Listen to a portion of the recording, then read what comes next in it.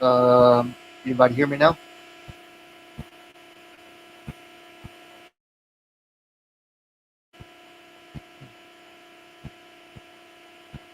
What's up, Jeremy?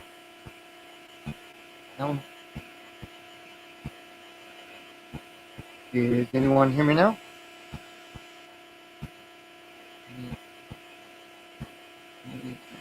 Five by five? Yeah? Okay. Thumbs up. Anyone else if you can hear me? Yeah. Good. Sounds good. Good. Okay, cool.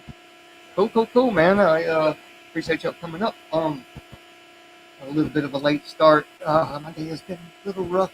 Because I'm a quad. Yeah, man. Like that. Like those. Right. So, hope everyone's doing good today, man. I I am oh man, I got so deep into research. You know how it gets when you do a deep dive. And I thought I had the right stuff that enough. And if that's a little too loud, but I'm going back to my. So yeah, I mean, if it's you know how it gets when you're like ready to finish up your research and then you run across something else. And with this new computer, I've um, I've had to sync up the files from like my phone and downloads from my tablet, and that's why I waited the whole week just to give this presentation. Because if you guys noticed, um, what I started with last was this NASA document. And can y'all give me a thumbs up or a yes if you can see the file on screen? I appreciate it. Because currently NASA, and then scroll through some of these. Just let me know if you see them flipping. We ended on page 30. I can see the screen, but your voice is a little muffled. Okay. What about now? Can you hear me? Is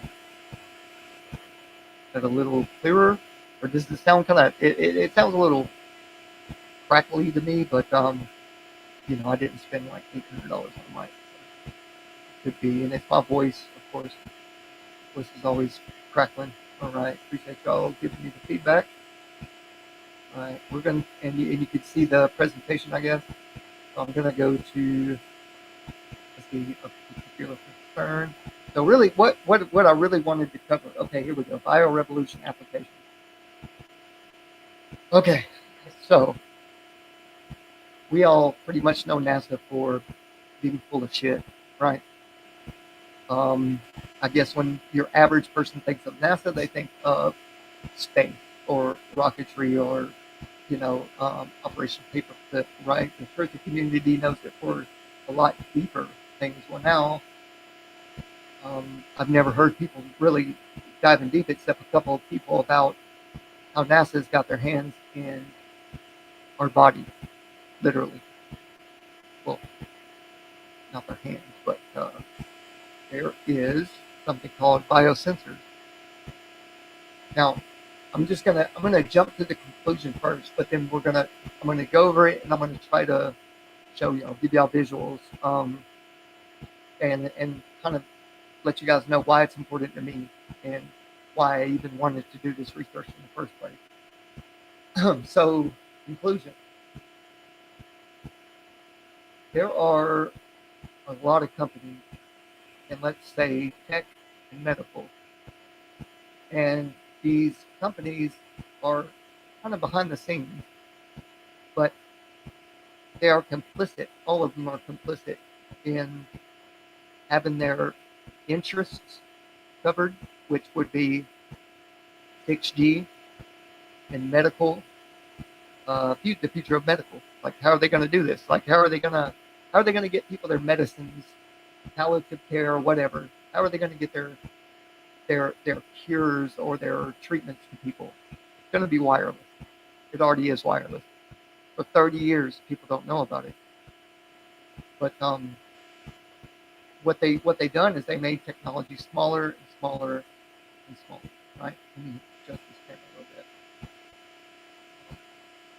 go smaller and smaller. Well, now what they've done is they've dumped their technology in the stratosphere, the other layers of what we consider an atmos, right?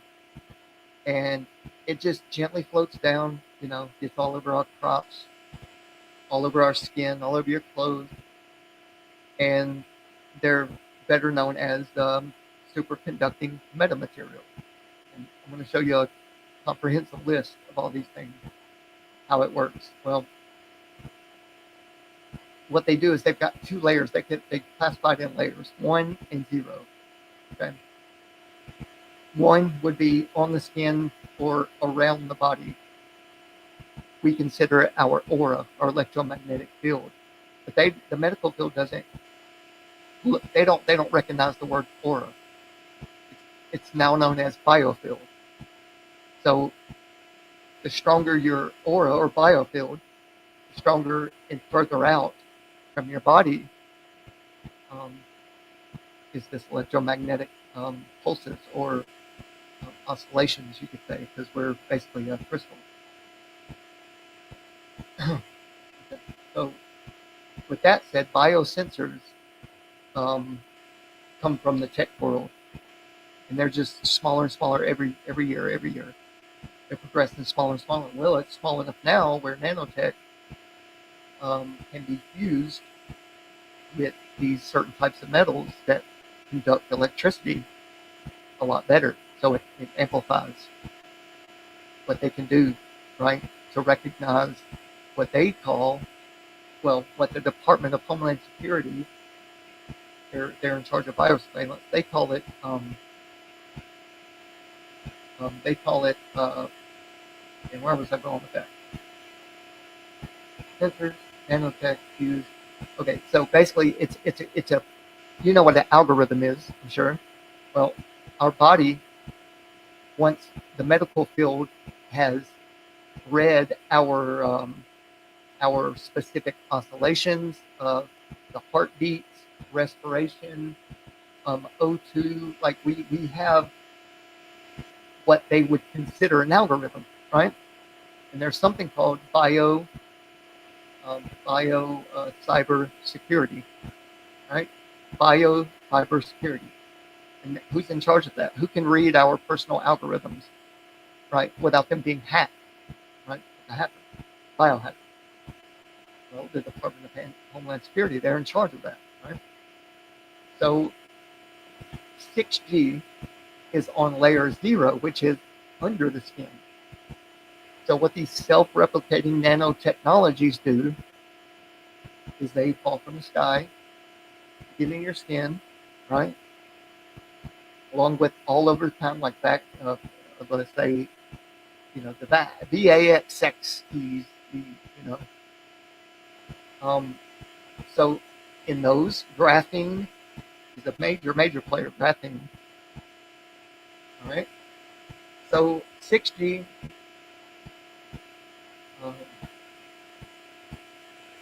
medical, what's called the M-band, MBAN is the medical bio area network. And there's two major players in this field. It's W-band, which is wireless body area network. And we'll go over that more. And the medical body area network. They've been working on this for decades, right? Yes. They've been doing this. What they do is they change terminology to be able to, fudge what they want to get done, basically. Just like political speech definitions, right? But yeah, they're deep in this, brother. Look, 2001 is when I started last week, or the week before, I was showing this. And this is right about where we ended at, was the bio-IT convergence. It's called bioconvergence. And listen, I really, really want you guys to be looking up these definitions, please. I'm going to try to get to all of them, but they're scattered. I didn't have time to get really, really organized with this, but I got it in my head a lot. Hey, what's up, Angela, baby person? What am I wearing? I'm wearing, it's called when you don't shave. It's my bandana. But I'm under here. Oh. Yeah. All right. I'm tiny on your phone. Yeah, I'm in the corner. It's because it's hard for me to read good, and I've got my on my computer here. So what we're discussing, Angela, is basically about the medical field and the IT field converging and how we're involved. So I kind of left off talking about what we would call chemtrails. Well, what they would call in their definition is stratospheric aerosol injection. Please look these things up, guys. This is important. We know about the stratospheric, aerosol injections, and they say they're these metamaterials that can soak up the light, right? They soak up the light, and they don't allow it to come down, like minimizing climate change, right? But we know better.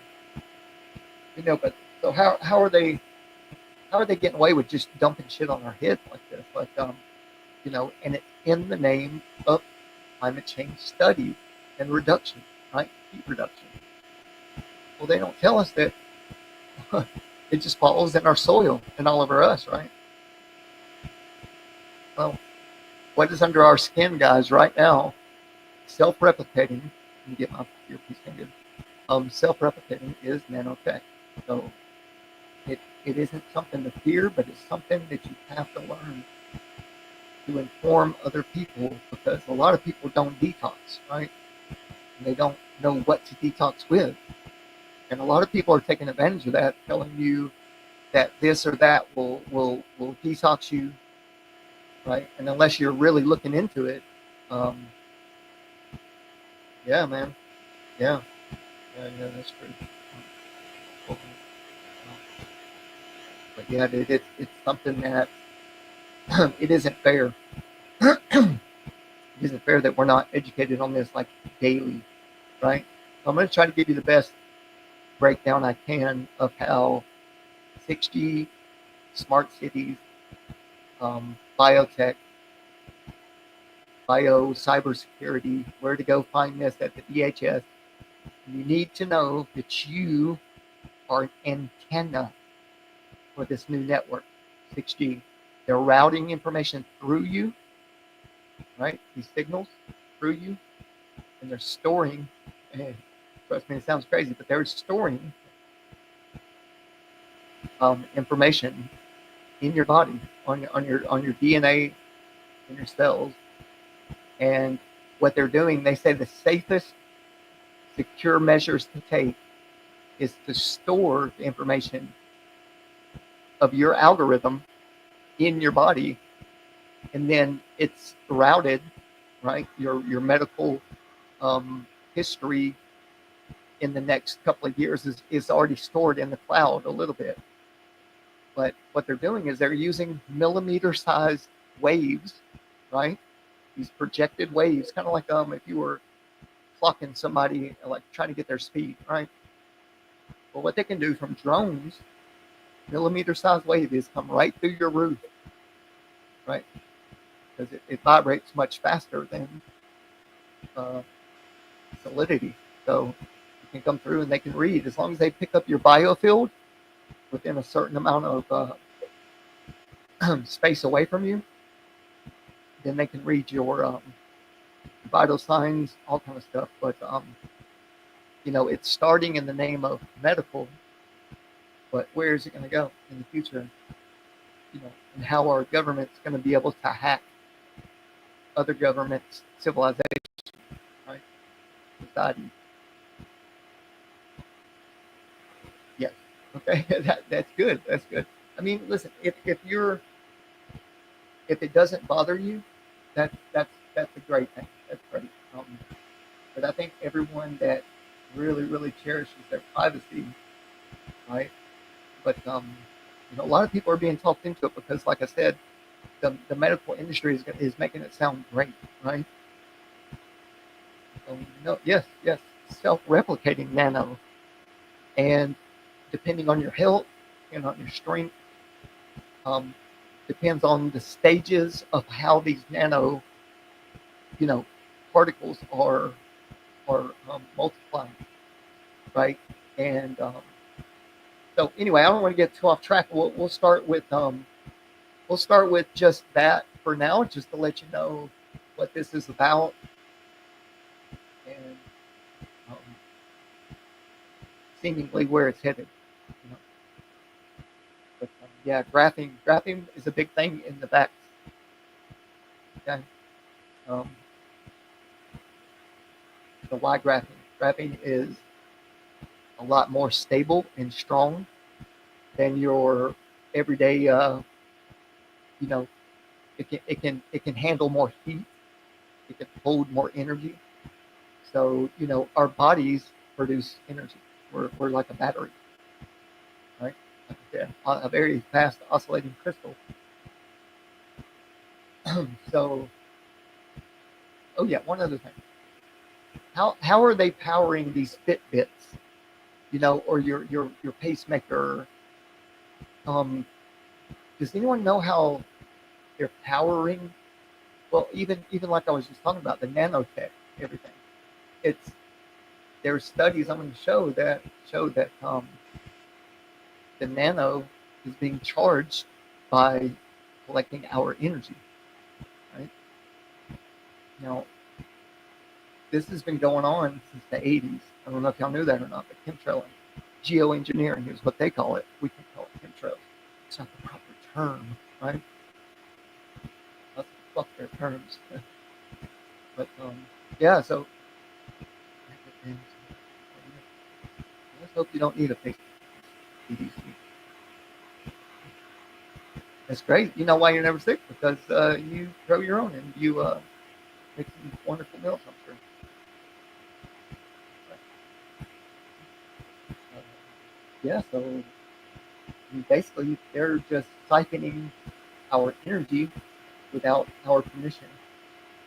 And um, yeah, it's just truly, really disheartening to me that they're allowed to do this kind of stuff. Hey guys, give me 1 second, okay? Let me get my facial thing fixed here.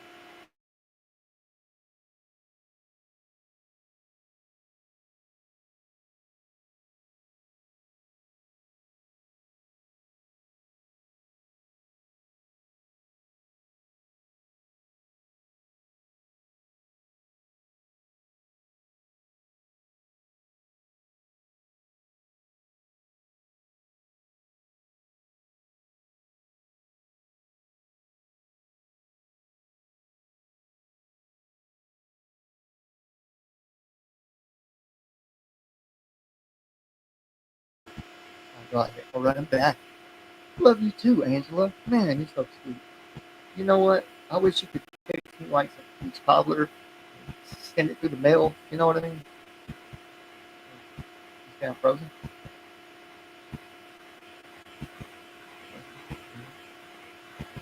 Give me a 5 by 5. You can hear me. And if I'm frozen, because I'm moving on my hand.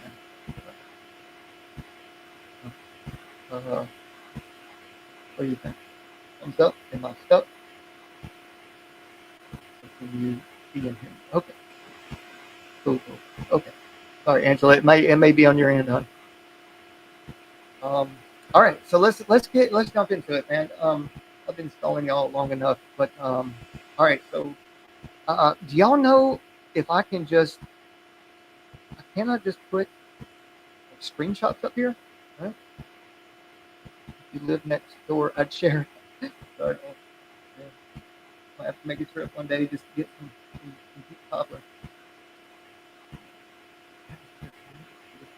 I'm already talking about technology. This is pretty cool, actually, too. They can take and grow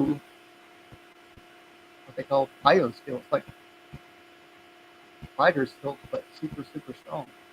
Maybe, maybe that's what they use for the NASA harnesses. That's why you can't hardly see them. Any neighbors are dark. Yeah, that's wonderful. Wonderful. My aunt, she enters those kind of contests, like her small neighborhood contest, and she like always wins. She got some good stuff. All right, so this is the confluence of IT, bio, and nano. Basically, this is talking about the convergence of all three, right? And this is back in 2001. Now, this, I mean, that just implies one thing, that these people they're planning and unfolding these plans, right? They're not just a guessing. This ain't a fucking guessing game, right? This is our lives. Um, yeah, and they're doing what the fuck they want. And it's kind of dark and disturbing me through this, and I think I get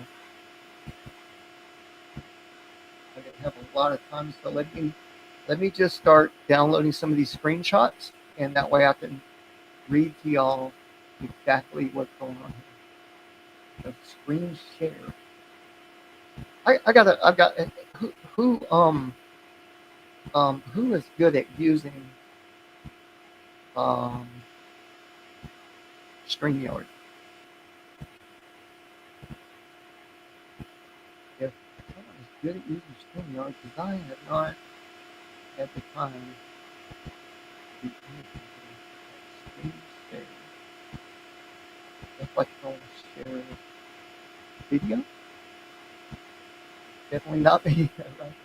Let me try this out. I'm just gonna let me get stuck spot because I really don't want to mess anything up. Right?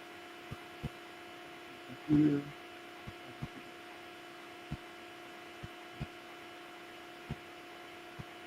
Add file from Google. How can I have a Google slide sharing tips? We currently support Google Slides, PowerPoint, PDF. Video and animations are currently not supported. Video and animation. Why is that? We recommend adding them as separate video. Technique. File export to in. I just transformed the antique table that I found on the side of the road. You know, I used to live next to old antique shop that has some of the best stuff.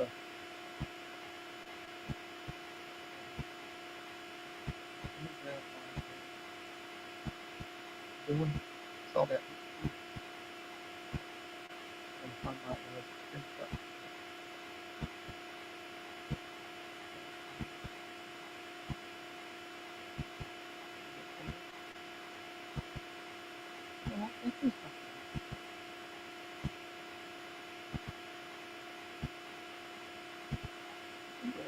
They don't give you many options on here, do they? I think I'm going to use Stream Labs.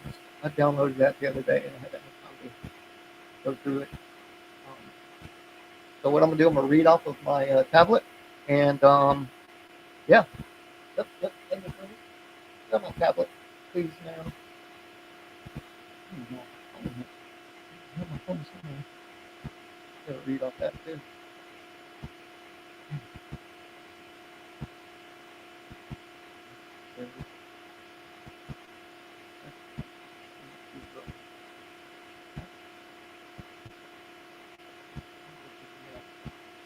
You guys pretty much see where I'm headed with this. Under that big one right here. Under that big one.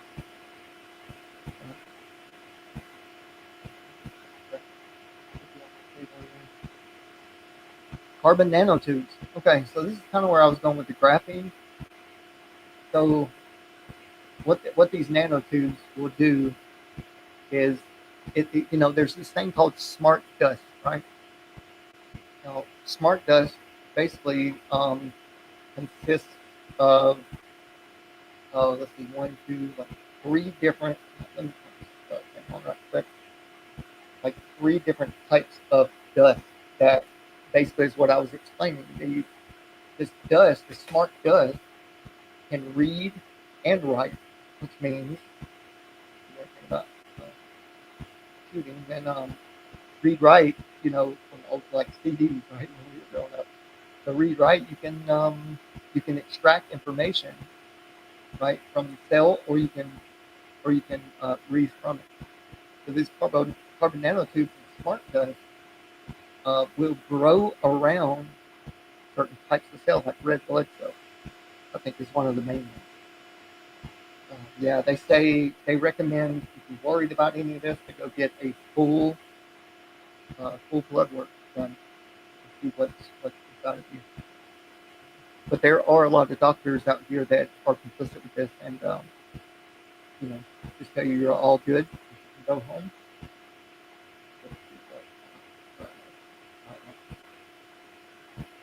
Yeah, yeah. But reform fabrication, powder wire, metallurgy using robotic magnets, spirit electronics, yeah, for accelerating local melt. Grow instead of cut. That's pretty cool. Type of salt, you know, use the metals. That carbon nanotubes, basically, yeah, they weigh a lot less, and they can perform things inside your body that isn't always going to be in your best interest. I guarantee you, because if you have an algorithm and it can read from a drone to alert, you know, a doctor that your symptoms are getting to the point where you know it's imperative that you have something done, and instead of rushing to the hospital or getting you know a nurse like mine to try to figure this out, you know what they'll do is they'll send, you know, they'll press a button or send a code, your specific algorithm. And like right now, you know, the wearables, like I was telling you, these Fitbits or transdermal patches, you know, that you wear on your arm. Well, all that has um, the type of technology that I'm speaking of. And so when the signal comes through, um, it will stimulate certain types of chemical releases in your brain because just I don't think I mentioned yet. Well, there are these technologies that can cross the blood-brain barrier. And where did we hear about this recently? Data mining too. Yep. Yep. Okay. So yeah. Like I say, these are all read write. These send back information just the same as they can receive it. But where I was going with that is, yeah, no, here very soon. I mean, they have the technology now to create this type of chemical release because the nanotech is self-replicating it all throughout your body. You know, if you have pain or you get these weird rashes or itches and stuff on your skin, that more than likely that's what's going on. Okay, and I hate to say it like that, but um, it might not always be, but yeah, there's a lot out there that it's got people having a lot of symptoms. So aluminum is a great example for these metamaterials. They can like they do some kind of almost like electrolysis with aluminum, and there's a couple of different types of things that are added to become a metamaterial, and they can be part of the smart dust and everything. Aluminum vortex combustors, micropowered aluminum fed into a vortex combustor, burn seawater. Okay, this is about seawater stuff.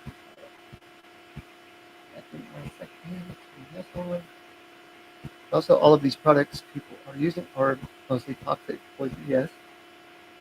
And they're all natural, so they won't get irritated by that.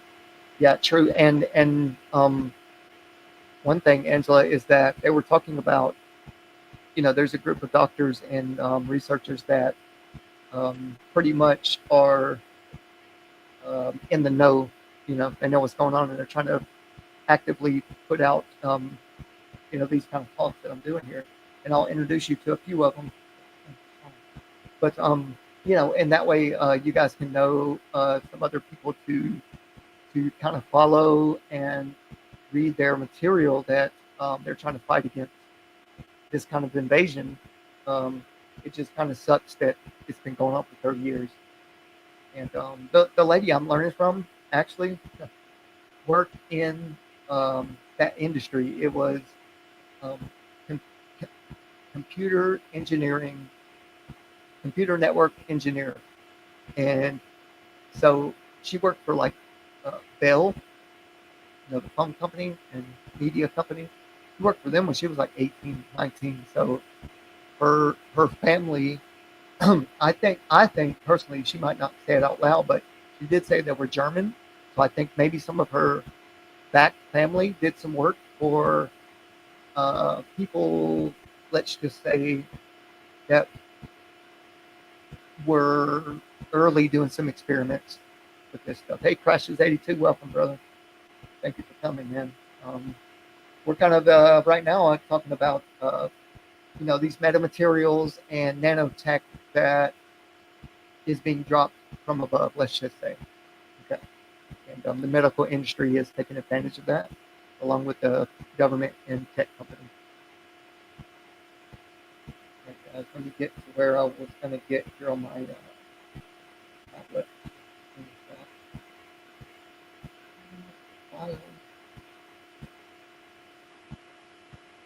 Yeah, I've got a lot of things I'm going to drop to and afterwards into the description and stuff. That way, you guys have what I'm learning from, and you can, in your good time, you can use that. Let me bring my mic up here. Here is out of control.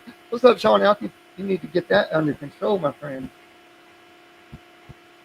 You might be going in for a little kiss and tickle somebody with that ear hair. Telling you, man.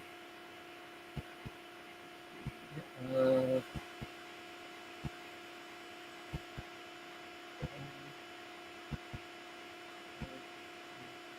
yep. Bear with me. I'm looking for the files. There's a screenshot of it.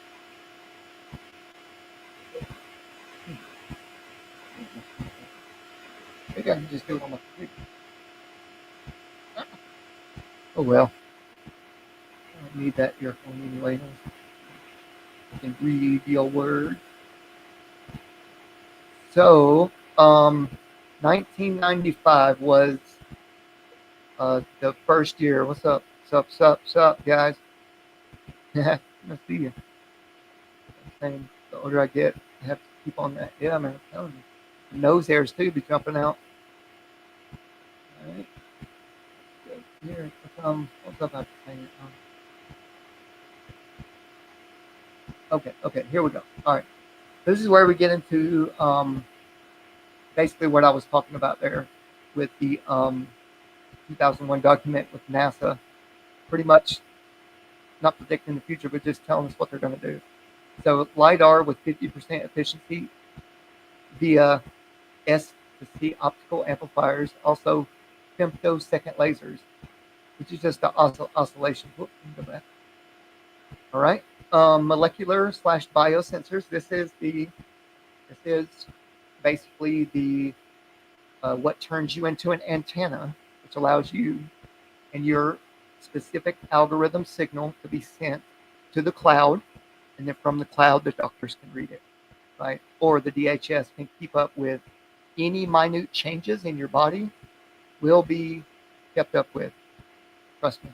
That's why they're building all these big, huge AI centers, because AI is the only thing that can read all this information as quick as it does. It's too labor intensive for humans to do this kind of operation. So nanotags, smart card sensors, sensors implanted during manufacturing / servicing, nano infrared. Okay, they're going to be able to nano it whatever kind of radar signal, advanced radar signals sent out, whatever kind of like I say, what we're going to be on. How did the bank robbery go? Not too good, man. I'm still broke. Lose my place. So, sorry guys, got a little itch. So this whatever kind of stuff they're reading, your output, your oscillation output, is so advanced. It's what they do is called beam steering, right? Check that up. beam steering. Just put beam steering to read, you know, biosensor information, something like that, and it'll pop up.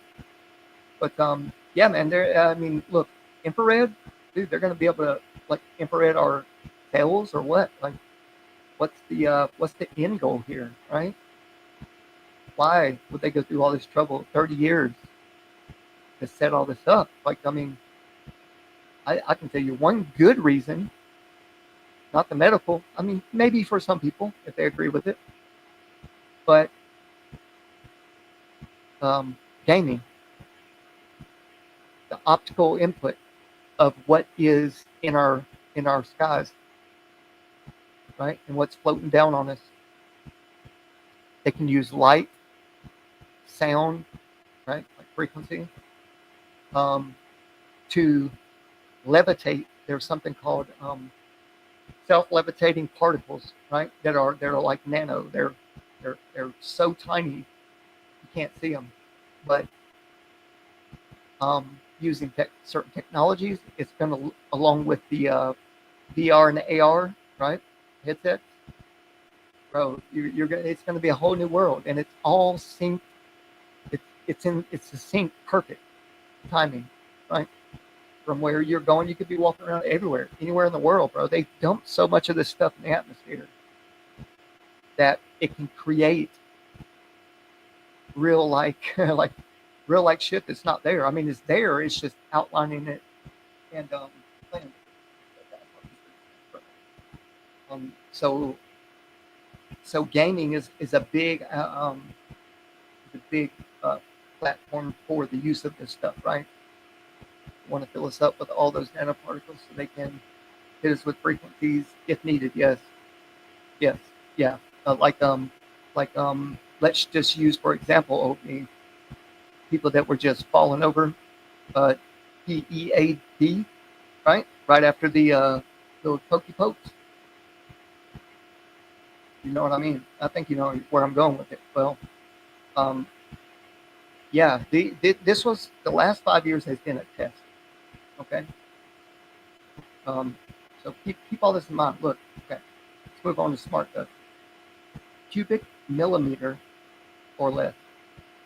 Combined sensors, comms, and power supply, like I was telling you, the power supply, and how to read you, right? Floats in air current. Does that sound like maybe it's atmospheric aerosol injection, stratospheric, way up there? Like I say, you just keep these beams, right? All these towers. This is where the beams come in, guys. Keep up with the towers, right? All around us. They're able to levitate and steer where they want some of this stuff to go, and they can overload you, or overload your family, bro. Right? And who's in control of all this? Like, who controls the tech? That's the big question. Who owns the tech? Right, nanotags placed on everything, everywhere, like mini miniature RFID chips, basically. There's purple lights. Yes, purple lights. Look up Stingray. I think that's some kind of code name for those lights. It can also, with the purple lights, it can activate certain things, right, for certain people that they may deem a terrorist, domestic terrorist, right? I mean, they may want to make sure that loose end, who was speaking bad against the government, doesn't speak anymore. You know, co-opted insects. It's co-opted everything, guys. I promise you, I would not be doing this fucking talk. I didn't want to do this talk. I knew it's gonna ruffle some feathers. People are gonna say, that's not true. It's theoretical. Well, we got a long way to go. Trust me. It's gonna be a long. I got a late start. This is gonna be a long stream. But we're not helpless. Obi, trust me. I looked into a little bit of everything. So let's go on to the next. But don't forget, this combined sensors, right? Combined. That's a good keyword of what I'm about to, pretty much talk about. So, yeah, co-opted insects. Now, who's to say that the earbuds, that the earbuds, they did a lot of research, right, on these big, halo headset type of setup that that they could make you watch something, right? This kind of takes me back to MK Ultra. They make you watch something, right? And they really tell you to concentrate on it, and they read what they're putting in and what is coming out as far as waves, frequency. So they could induce, they made you watch sad movies, happy commercials, like romance, and they really got in depth with it for years, like 15 years of study, and successfully could read, write it back into your mind and make you feel a certain type of way with no visual, right? So they're using all kinds of input, all kinds of our senses to do research, and what they have just recently did, like 5 years ago, if you didn't hear it in the news, is that with the earbuds, they could do the same thing of us watching our computers or phones, because they would use that. They would use that information of what you would watch, and they would match it up with how you were reacting, right? Um, so there is very personal medical. They're gonna dial it down to what from your body signals and from the sensors, um, in medical, the same way that they're doing with technology, right? So yeah, my superpower. I'll pay attention enough to be effective. Right on, right on. I didn't for a while, but man, this really started getting to me. Like, who's speaking on this? Like, who is gonna? And I found a few people, um, like I say, that I'm gonna give y'all some good people that were naturally, uh, uh, we're all naturally talented as far as like telekinetics, telekinesis. So there was a few people out there that were also in the gifted program like myself, and we all had a lot of stuff in common. So I could relate to them. So this is kind of, where I got a lot of tips from, where to go look, that were in the industry. So, okay, some explosive smart dust opportunities. Why do they use quotations around explosive? Like, they literally mean it. So, Sawzall, ready for net zero. There you go. I know. So, what would be the optimal positioning of explosive dust to dust air explosives? Well, I haven't done the research on that, so maybe NASA, you could tell us. Maybe you could come out and tell the people what's in their body. Maybe you guys can team up, and instead of taking advantage, maybe just come be honest with people. Instead of putting quotations around words like explosive, that's fucking retarded. Man, what's wrong with you? Okay, so the formation of explosive lenses, infiltration of deeply buried other such targets. Maybe deeply buried in the bloodstream. Is that what they're kind of getting around to? Maybe that's what they want to say without saying it. You know, um, if you guys want me to slow down, or if you want to ask questions, or you want me to go back so you can get some of these terminologies that's being used here, some of the terms, then just let me know. I know it's really deep for me, so I had to write down a whole buttload of stuff. But what I can get from this, maybe that they're talking about, um, the smart dust given so many advantages over the industry, over the medical industry, and the IT industry. Maybe there's so much there, so many opportunities that you know, um, they didn't want to share. I mean, what a figure that I found out is by 2027 or 2028 is going to be worth close to $600 billion annually. This field, yeah, I think it's in Doritos. I do too, man. WTF or WTD. Feed mice to see their innards in the lab under a black light. Yep, or UV. I vaguely recall what I just claimed that. That's just anyway. Well, a lot of the stuff that that's included with the W band or the M band, which is the medical body area network, which means, like I was saying earlier, as far out as your electromagnetic waves come out of your body, we used to call the aura, right? We could measure it. What's up, Ironworks? Good to see you, brother. Glad in the house. But yeah, so with as far out as it extends, they can penetrate and use that with what they would call light therapy, right? Or just basically it's infiltrating your body still. And they can, what they would do in the beginning was turn on and off these switches in the nanotech, right? But now that it's self-replicating in your bloodstream under the skin, they have to be, it used to be, they had to be within, I think it was like 12 feet of your body area network, wireless body area network, which is called the W band. And the W band, now you have to be within 15 centimeters, I think, 15 centimeters to be able to read, anything. So think about it like this: if you were out eating somewhere and you had a biohacker just sitting behind you casually typing on his computer, right? Well, if his chair and body were close enough to yours, then he could hack your pacemaker, right? Your Fitbit, stuff like that.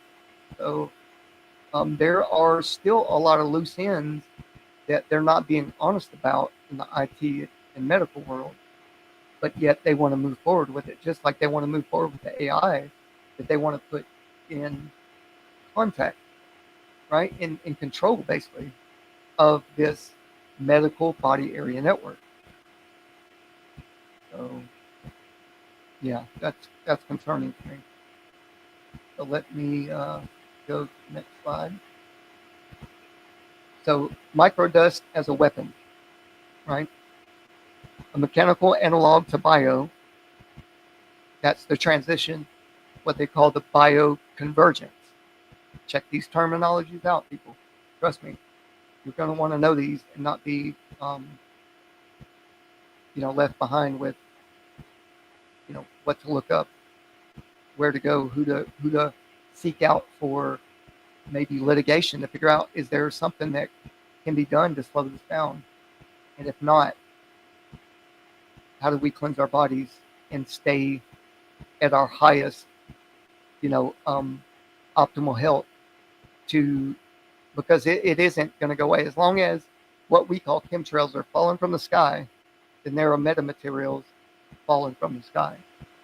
And if you walk outside and you sweat, bro, it's going to get in your skin deeper and deeper. And what percentage of the world took the jibby jab, right? With the graphene. So they're already deep in it. And the people that are in charge and creating this technology, right? They've been augmenting themselves for years, like literal augmentation of the human makeup. And we're already part augmented, y'all. I mean, I'm going to drop a lot of stuff for you guys to read up on if you want, but don't take this as theoretical. This was done in 2001, this document alone. So mechanical analog to bio, micron-sized mechanized dust. Like I was telling you, nanotech, mechanized, weaponized, or could be weaponized. And this is one of their main concerns, they say, back in 2001. Maybe this was on the table, and whoever makes sure all these plans go through told NASA, hey, look, this is what's going to happen, bro. If you want to go along with the program, You can't change anything. And this document alone has been sitting in their archives since 2001, and we didn't know where to go look. Right? We weren't told this. They are quietly moving forward with putting AI in the courtrooms, replacing human defendants and prosecutors. All of us will be found guilty. Like, hey, dude, they've been talking about this, so all of us could have turned around a while back hearing this, but I would rather buck the system, to be honest. So this mechanized dust, which is distributed as an aerosol and inhaled into the lungs, and it goes into your pores. Like I was saying, dust mechanically bores. God, man, listen to that word, bores. Like it's a drill. It bores into lung tissue and executes various pathological missions. Why do they keep putting the shit in quotation? A wholly new class of weaponry which is legal. Let me repeat that. A wholly new class of weaponry which is legal. And guys, they started in 1995. So really, it's new to some people, but it's old to certain people. Very disturbing. Let's go on to the next. So these are given. Now to soon. Gigabyte data transfer rates, optical comms. So basically, you're going to be able to. They're going to be able to use your eyes on all this technology to figure out your patterns of where you go, what you look at, how you feel. Like, are your eyes squinting, or are they wide open? Like you're impressed, or you're awake to what you're reading or watching. And all they got to do is sync that up, man. And they're getting so good at this that AI is pretty much already over everything.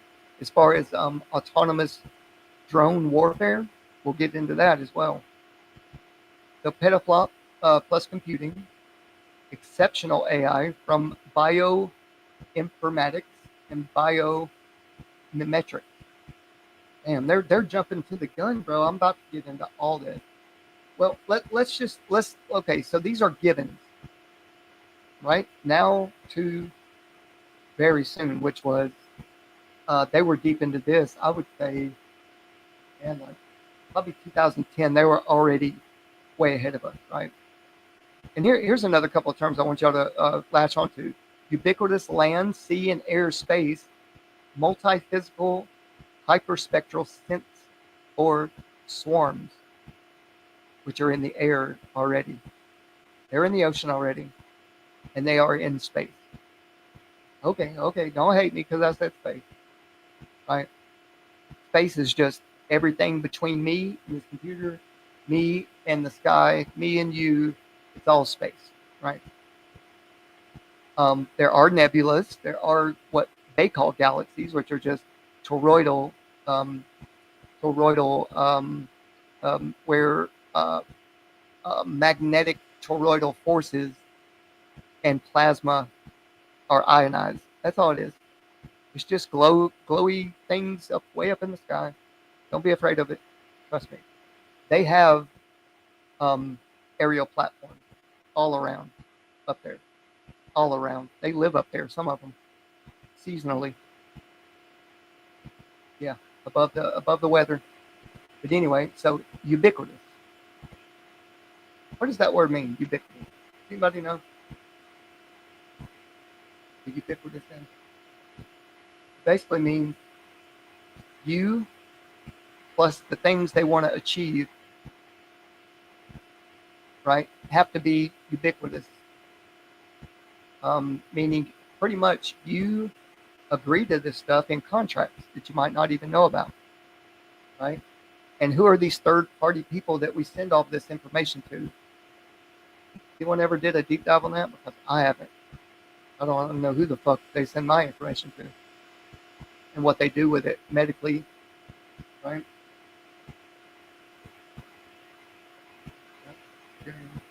On everywhere, yeah. So it's you plus this system, right? The system that they set up for you individually, but us as a community. Yeah. Thank you for that, buddy. Military, commercial, and scientific. So, and like I say, the DHS is the one in control of your personal algorithm and bio cybersecurity. Everything we're going to talk about today has to do with the body and what all is going on with this technology, how it's being used and stuff. Right? So survival requires dispersion and size reduction. Okay, that's how they survive. Okay? And concealment, which is the DHS's job to keep concealed. Robotic and swarm technologies, primarily commercial and endemic worldwide. So, if you guys want to look up network-centric uh, uh, drone warfare, network-centric. Okay, that means everything is centered around individual antennas, pretty much. But there's a lot of ways to look at antennas. You're an antenna. Your phone and technology has certain individual antennas, and they're highly individualized. That's why when someone calls your phone, you're sitting right next to people in a restaurant, their phone doesn't ring as well. So that's how dialed in and how specific these signals are. And what our antennas are on the terahertz wavelength, which is covered by military, basically. No one else has the right, other than medical and military, to access terahertz networks and millimeter waves, millimeter beams that come into your Fitbit or your body. Basically, they're reading your body. All right, I won't dwell on that, but the ubiquitous part, basically saying it's been here, it's here to stay.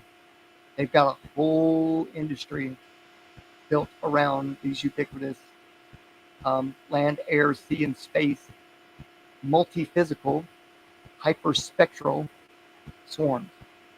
Okay, this is what military is going to be using for warfare. And trust me, if you don't have your body cleaned out, right, then they can still read all of your bioinformatics, and they can do biomimetics. So this is biomimetic, or I thought it was mimetic. Okay, biomimetic. And we'll check that out here in a minute. I'm just trying to cover these slides and what this is going to be so in depth. That's why I want you guys following me, or at least writing this stuff down. And like I say, if you have a question, I'm not looking all the time, but if you have a question or want me to go back, just let me know, okay? Probably the only community that never seems to lose it, in my experience, where I'm from, over generations. Alabama Joe, you're new, buddy. I haven't met you, so yeah, tell me a little bit more about that while I'm going over this. When you say just well known or overall agree with pretty much, yeah. That's right. Now, oh, damn, they keep taking the words out of my mouth. Agreed upon, right? Is this agreed upon, you guys? Like knowingly or covertly? How do they get us to agree to this stuff? And for them to use us in this way, and for them to put things in us. Okay, got you, Alabama. I hear you. Yeah, man. I wouldn't be too paranoid, but just definitely keep up with the fact that these people do these things. They have agendas, and I hate to put it this way, but Agenda 2030 is already done. They're pretty much done with that. They're moving on to like 2040, 2043 agreements. Yeah, by those who decide the futures of humanity. Yeah, absolutely.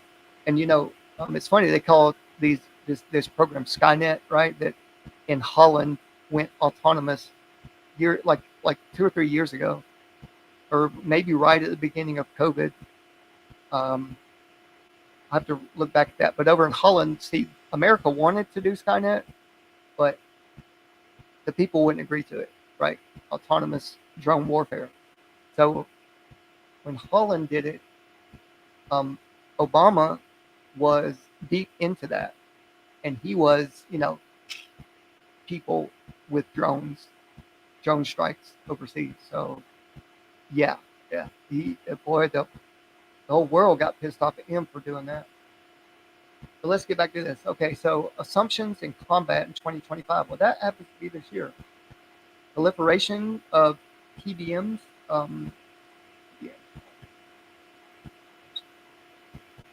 traumatic brain modification, no? IT and precision strike and targeting, ubiquitous microsensors, which is in all of us, camo and spoofing, robotics, bio and chem munition. Bio munitions. What could that mean? Maybe they have the ability already to, like I say, uh, wirelessly release chemicals medically. Yeah. So if they can medically stimulate your molecules and cells to release chemicals, I guess that could be considered a munition, right? If they can wirelessly, with certain frequencies, stimulate and release chemicals, and they've already passed the brain-blood barrier, yeah, I would consider that a munition. Okay, so logistic assets, highly vulnerable in or out of theater, in and near theater, ports, airfields, possibly unusable. Beam weapons, increasingly prevalent. And this is a combat. What is this? A hint? Like they're giving us a hint back in 2001. Hey, this is pretty much what's going to be happening. So be on the lookout for it. And we've definitely seen it with the dudes, the DEW. We've seen it. And now they're using beams not as weaponry, but as a way to steer particles that can levitate. And they levitate it through sound waves, light waves. Yeah, so this is where I was talking earlier, old me. I'm sure you remember that when I was mentioning that. Well, here it is on paper or documentation from NASA. And if you guys want me to drop this this presentation in, just let me know, and you guys can check that out. Military weapons, ammunition, equipment, stores, reserves of nuclear, chemical, and conventional ammunition. Yeah, it's getting heavy, bro. Thank you for that. Cruise missiles, range and payload similar to TBMs at fraction of the cost and far greater accuracy. 75,000 in inventory of 75 countries, 130 different versions produced in 19 countries, and 10 countries exporting these cruise missiles. German V1 cruise killed 5,000 people, injured 40,000 people. This is what they're saying in 2001. So, yeah, in year, anywhere from anything, highly maneuverable, launchable. In year, cost potentially reduced to 10K to 25K. Warheads, de jour, d'hour, helium, carbon fibers, electromagnetic pulses, sub-munition, E&D, and volumetric. That's a lot there, but like I said, if you guys want me to, to take a break in between here, I can. And so cruise missiles. What's the history on cruise missiles since 2001? Can anybody look that up for me real quick? 2001 cruise missiles, to current status. And from what they're saying here, I don't know if it's stats that have already happened because of cruise missiles, or if that's what they were counting on happening. They collide into each other while doing their Shiva ritual. Yeah. There's a 2015 patent called by some Richard Rothschild, I think, and it was about locking into a patient to check their vitals. Yes, This is exactly what we're covering.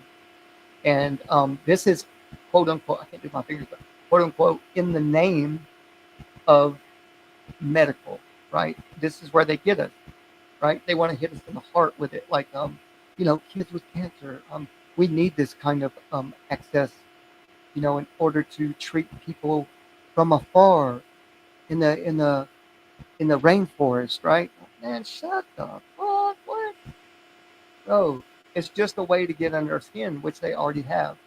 And I mean, as much as I don't want this to go any further, if no one is starting to really get this information out, no one knows, right? And people, I'm sure they've heard of telehealth medicine and stuff like that, but they don't know how deep it goes, and they don't know that we ourselves are an antenna with an algorithm, right?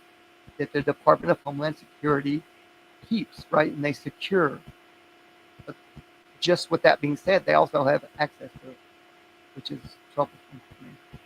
2001 cruise missiles, specifically Tomahawk land attack missiles, were prominently used in the initial strikes of Operation Enduring Freedom, the U.S.-led response to the September 11 attack. Can you see where we're at now with cruise missiles, and if there is like a count they can give you, like, or just ask, what's the inventory of cruise missiles in worldwide or country-based? Um, yeah, 130 different versions of cruise missiles. That's crazy, bro. LO, launchable anywhere from anything. Donkey. So these warheads, du jour or d'hour warheads, are helium, carbon fibers, EMP, submunitions, CMD, and volumetric. So cruise missile warheads are all versions of this. I see. Okay, so these are some examples of the 130 different versions. Gotcha. All right, moving on, guys. Moving on. Cruise missiles potential outlet. Okay, here we go. Any RPV, UAV, or UUV is a potential cruise missile. RPV. I wish they would just tell me what all these things. 50 countries have UAVs. I know that, UAVs, but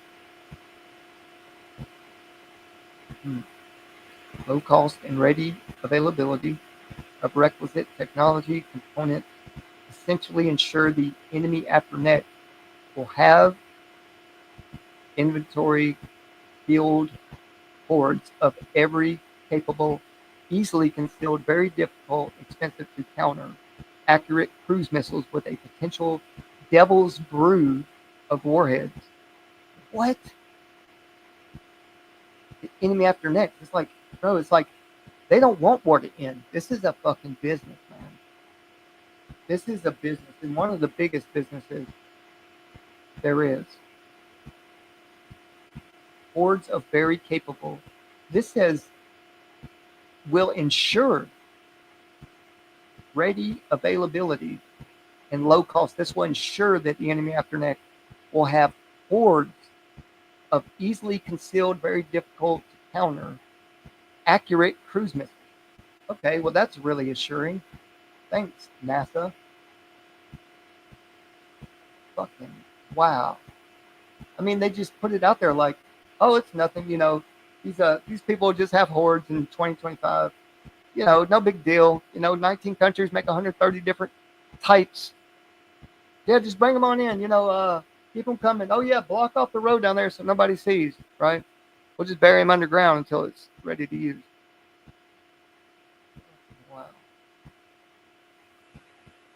All right, guys, we're going to get to slide 60, and then I'm going to take a break, and I'm going to get some of these screenshots lined up to where we can read the correct terminology. And I want to make sure, and also I want to watch a couple of videos with you guys, so that way it will tie together what I'm saying in a more cohesive manner, right?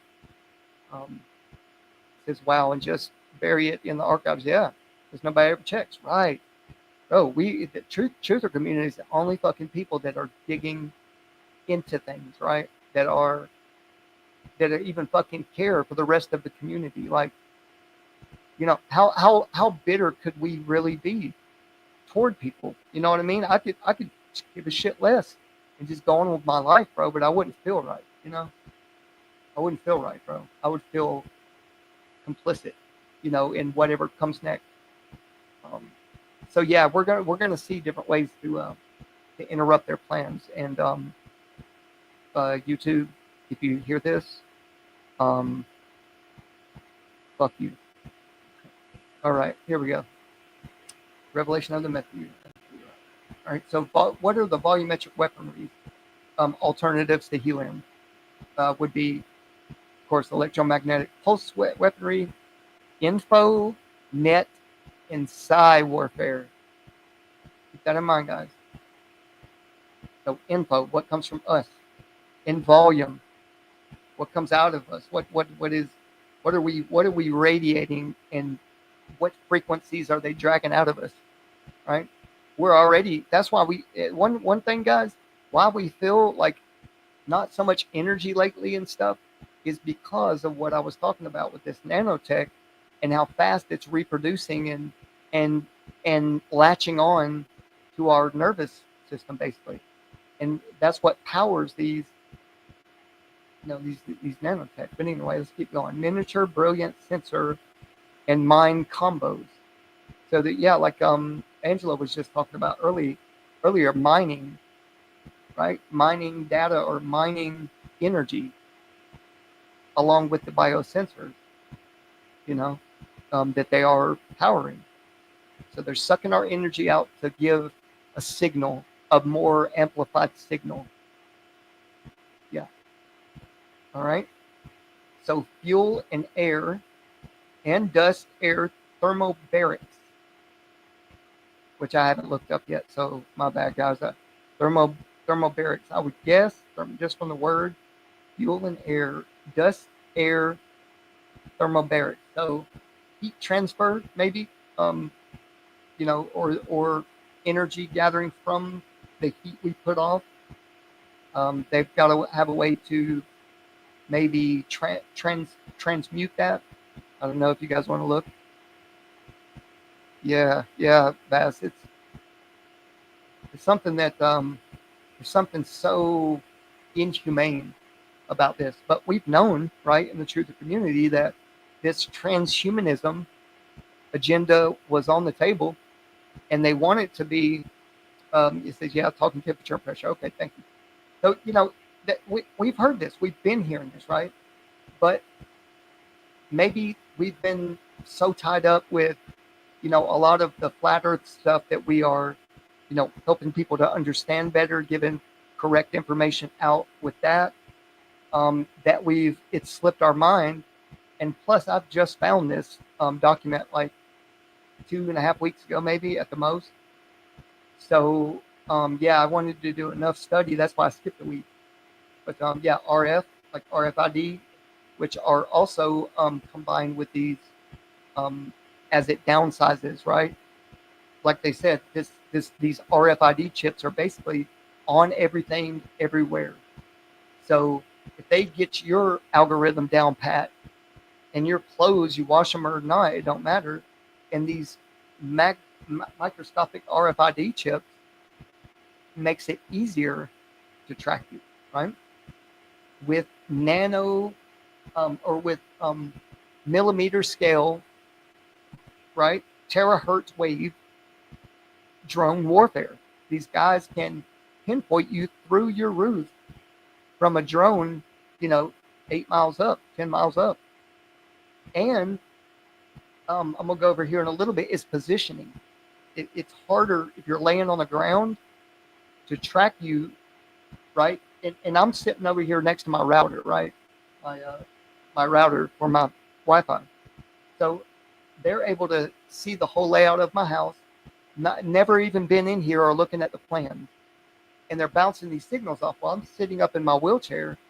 While I'm sitting up in my wheelchair, and I'll go over that, Dr. Bass. I'm going to put a lot of screenshots and links in this. I just, I don't pay for the StreamYard, so I'm not able to have the souped up version of this um, with video and stuff. So, but anyway, so yeah, laying down, sitting down, and standing up are three different positions that, of course, standing up is going to be easier to see your biosensor readout for your doctor.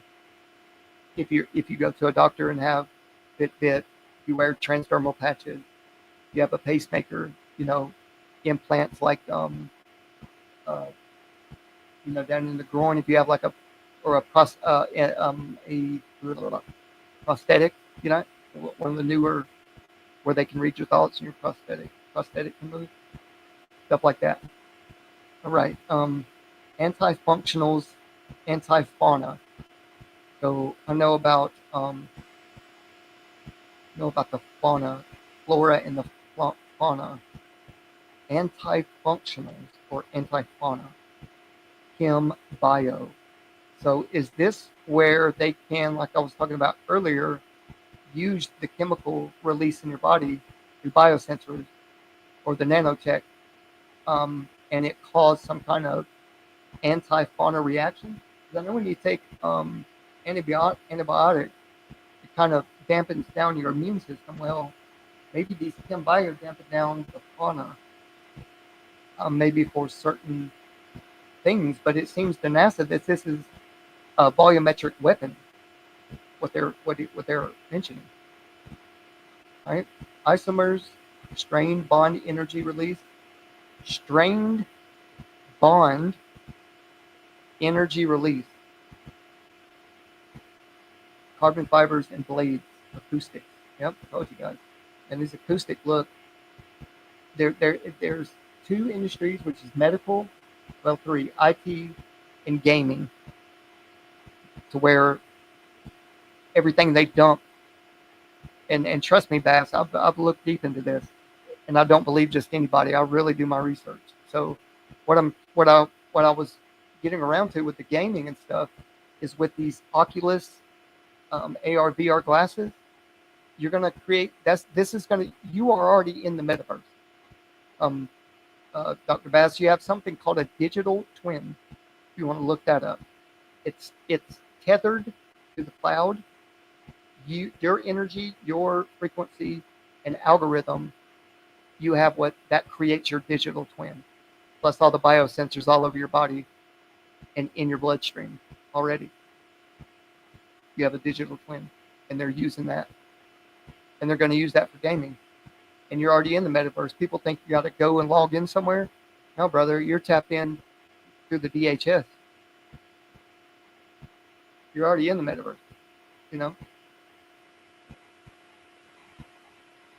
Yeah, man. You just really got to dive into it, and it is readily available. Yep.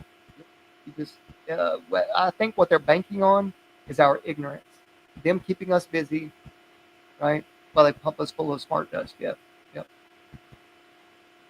Yeah, man, it's wild, bro. It's so wild. And so what with the gaming side of it, if say I didn't have glasses on and I put my smart glasses on, right?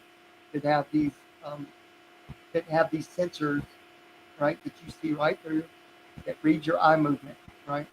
And they're personalized to you. You personalized Meta glasses, and you flip the little switch, and it turns the shading on, and all of a sudden, right there in your living room, you can invite some chick in and have a drink with her, and it's all good. It's just a fake person. You're just but also check this out.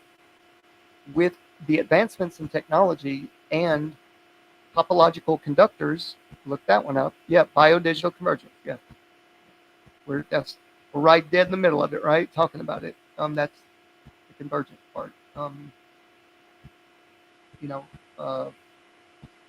What I was getting to was with topological conductors, it's what they call a liquid solid, right?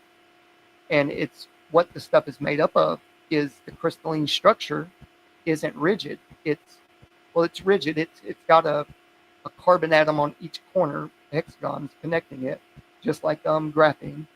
Like it's a metamaterial, but it's also going to be used in computing. So um, you can feel it. It's like a plasma. You can reach out and touch it like a hologram, but feel it. Your hand don't just go right through it. I mean, it will, but that's what's going to make the meta. They say people are going to live in the metaverse. Bro, you're going to have people in the metaverse that don't want to come out, right? Because they're going to be able to actually feel what's not there, which is a concept that is past me still. I'd have to get my hands on some topological conductors, and maybe I can do that, man, and come back to this research, and I can really give you some good feedback. I don't know what blades means, but yeah, these acoustics. This is what Dr. Bass. This is what on the gaming side with these towers, right, that they put up for the 5G. They will also serve the purpose of keeping certain types of particles levitated in the atmosphere.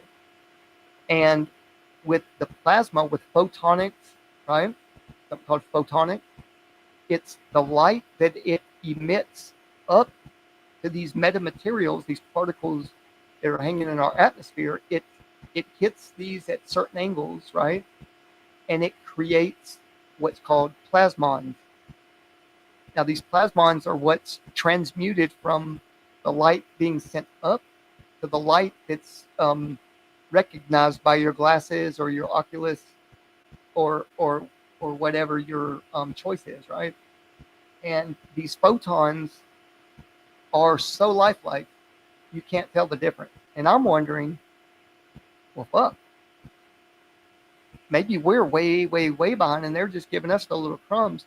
Maybe the sky is already fake. Maybe it's already an illusion, or maybe it's already just technology. I don't know.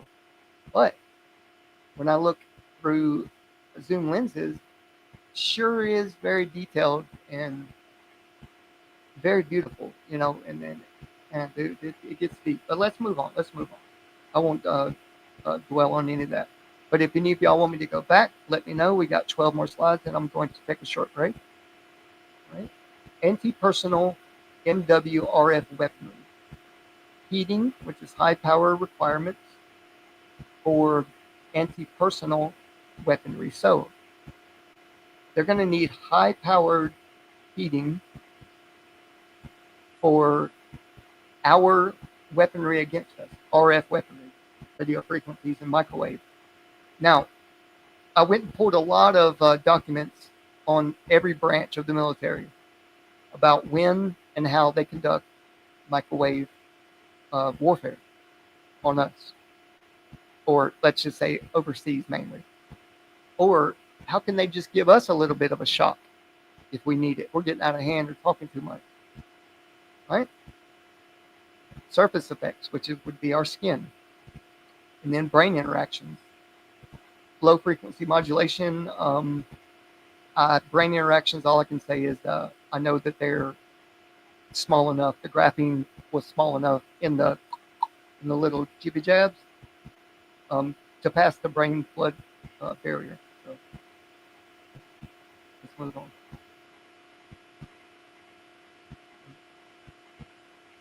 Okay. Effects of low power microwaves. U.S. Army, SRI, Walter Reed.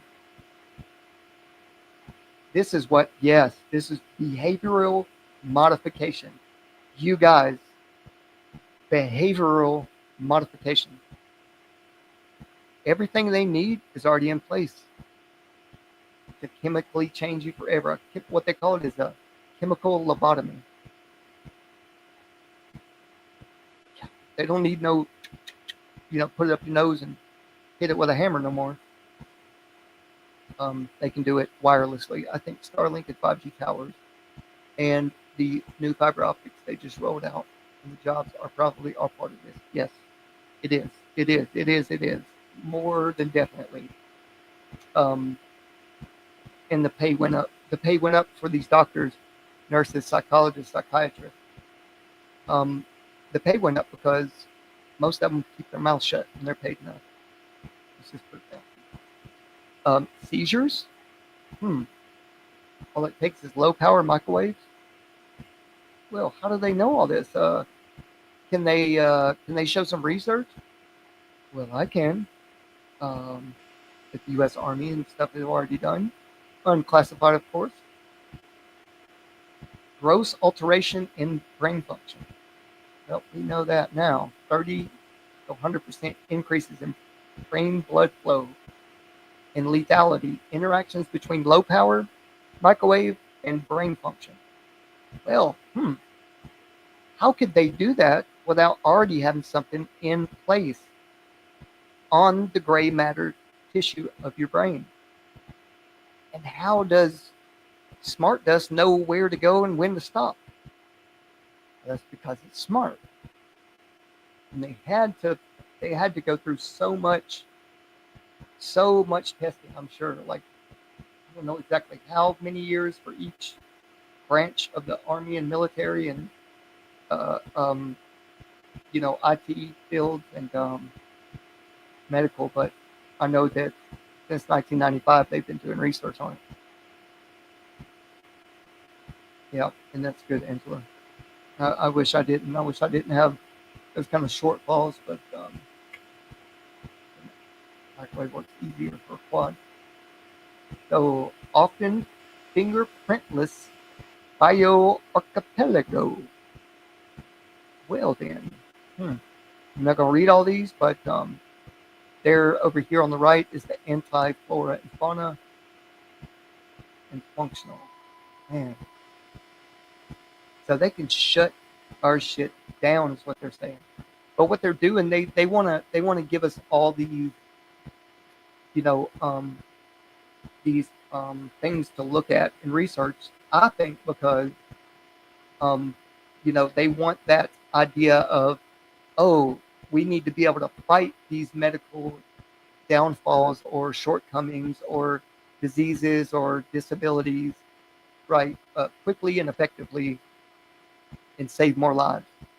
Well, if that was their, their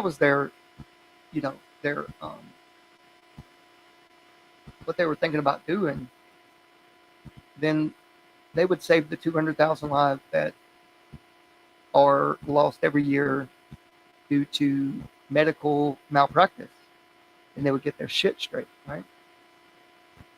But so all this, they probably just want that in the psyche. But and I'm sure they can probably treat some things, right, with this kind of technology. But I don't personally feel safe with my aura, which they call the biofield, in the hands of the government. I don't. I don't know about y'all, but I'll pass. Yeah, yeah, pickles. Yeah, who knew that pickles could be dangerous, right? It's just how they put the preservatives and stuff in there, right? And all the words that I don't know what they mean. Imagine being the douchebag who presented this PowerPoint, right, in the NASA office meeting. Well, they were in 2001. They were probably told to keep their mouth shut. You know, um, I just can never eat store bought pickles, and I love pickles, garlic. The only ones I can eat from the store, I like the Clausen pickles. I like drinking all their juice down. Helps my bladder. Every 2 years, I make my own Clausen store pickles. Have polysorbate 80. Not good. It just sounds like a dangerous word. So, some interesting then year BW possibilities, whatever BW. Interesting bioweapon possibilities. Okay. A a a flux toxin, natural parts per billion carcinogen, airborne varieties of Ebola, Lassa, and etc. Airborne varieties.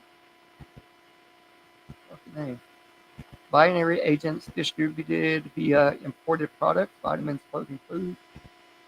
Genomically individual and societal targeted pathogen, and long-term fingerprintless campaign. Still, I'm trying to figure out, as opposed to shock and awe. Fingerprintless campaign. Y'all tell me what y'all think that might mean. Campaign against people, bioweapons, finger.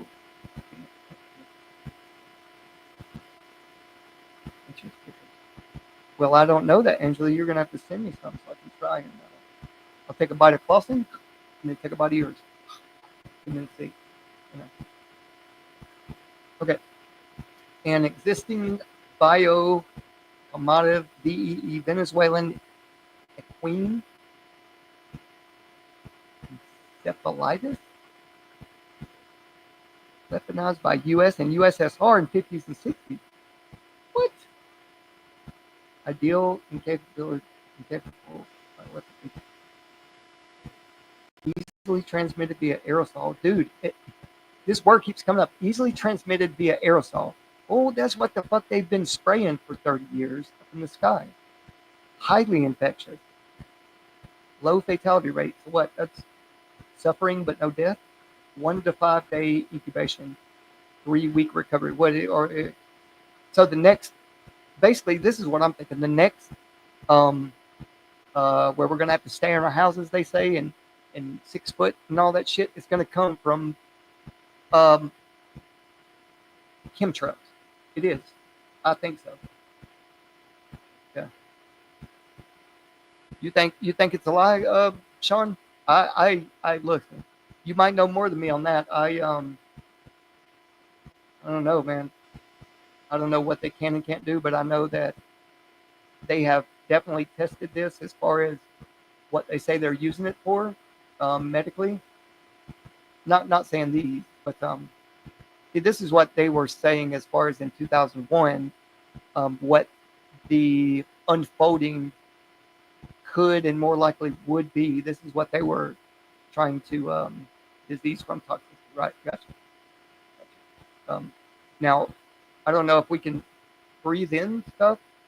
It's airborne that can create a what do you call it? A acidic environment, right?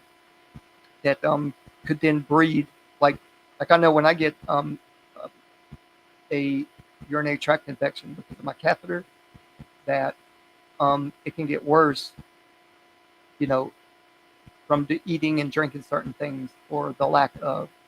Right? It turns the environment acidic. Operation White Coat was a biodefense medical research program carried out by the U.S. Army, Fort Detrick, 54, 73. And also there was Operation Sea Spray, where they sprayed spores, just like all the fog that rolled in not too long ago. There were, I'm almost 100% sure. I wish I would have got some in a petri dish or something and got to look at what that stuff was under a microscope. Then I would be a little more, yeah. Tested on humans, yeah. Operation White Coat. No treatment available. So, what did they drop that they had to defend against? If you could look into that for me, I appreciate it. Operation White Coat. But yeah, Operation Sea Spray. Check into that, guys. You're going to see that the Army did the same thing back in the 70s as they did just not too long ago. So these things are, they repeat these kind of things, see how the society is able to fight off certain things and stuff, You say IPS is a ship. IPS, I don't know who that is. That's right. We need to keep the body alkaline, yes, and chemical free, organic everything. I agree. We've been working on this since the 50s, yes. Or at least they have been working on, as far as ARPANET. I hope you guys know what ARPANET is. That was the precursor to the internet. And, there was DARPA net and ARPANET. And the current internet is controlled by DARPA. So don't get it twisted. They're highly in control as far as what they're allowing us to do. And I think all of this, them allowing us, I guess, this kind of freedom to research or have access to this kind of stuff in these documents is to that's also part of the information gathering, right? That's what I think, in my opinion. The stated purpose of the research was to defend troops and civilians against biological weapons. But did they drop any type of bioweapons or release that they then had to defend against? I think people lost their lives due to Operation Sea Spray. I believe so, yeah. I looked a little bit into that. Cool. So we've looked at this. Well, aerosols, guys, are. I even got a lot of research down in Antarctica around Ross ice caps and the melting of, seasonal melting and refreezing, and how aerosols can or can't play a role in that. Well, they're not just spraying here; they're spraying Antarctica too, and the Arctic.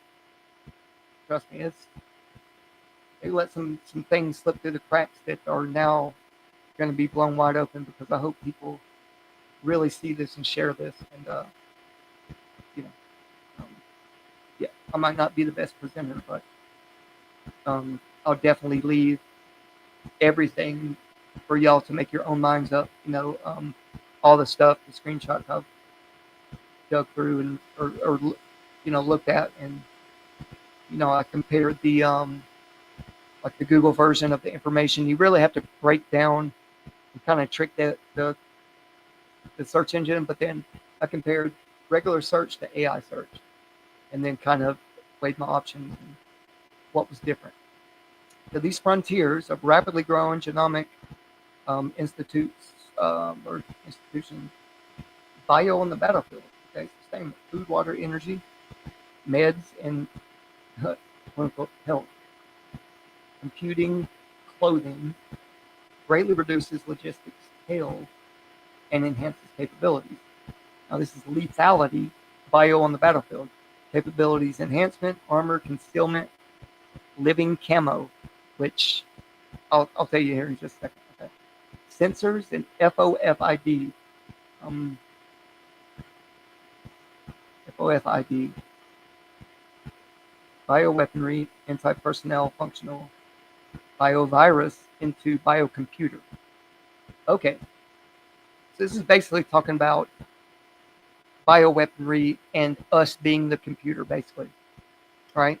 And introducing a virus. Well, I think what they're getting around to is our digital twin is tethered to the cloud, right? They have access to that, and wirelessly infecting our energetic side, our biofield, our aura. Then I think that's how they're going to keep us down. And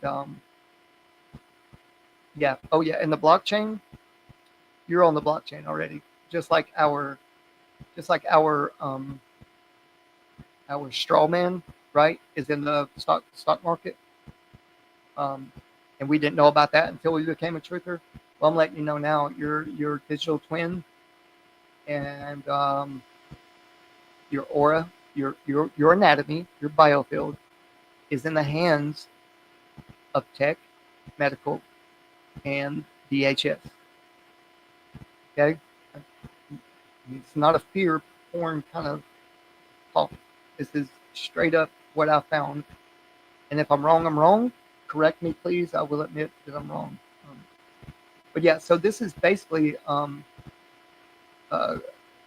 what explosives they grow overnight into fixation. Was that nitrogen? Too much nitrogen in the system being released or something?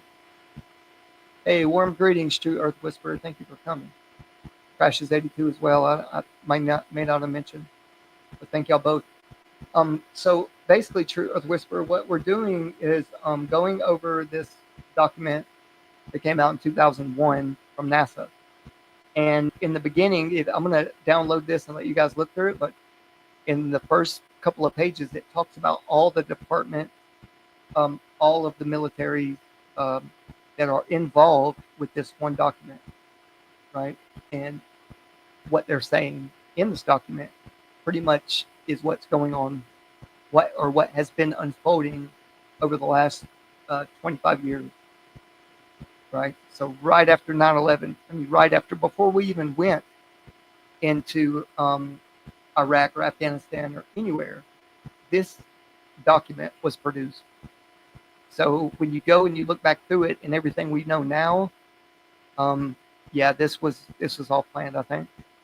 And it basically is talking about how the medical and IT fields, everything that's gotten smaller, like nano, the IT field and nano, or nano, your body, and the IT field all merged together.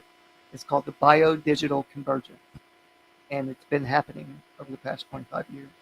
They have taken away our liberties and hid certain information so that we are in the not in the know, right? But yeah, so this one right here, I was worried about these sensors and bioweaponry that can be lethal. So basically, they could just amp up what these sensors can do, and inserting viruses into our computer, which is us. So this is why I was talking about our digital twin. I think is what can be so dampened that we have hardly any energy to go about our days, and everybody has been feeling it. And I kept wondering, why the fuck is everybody and myself so weak feeling, right? And I think because this is already unfolded. This is already in the works. Yeah.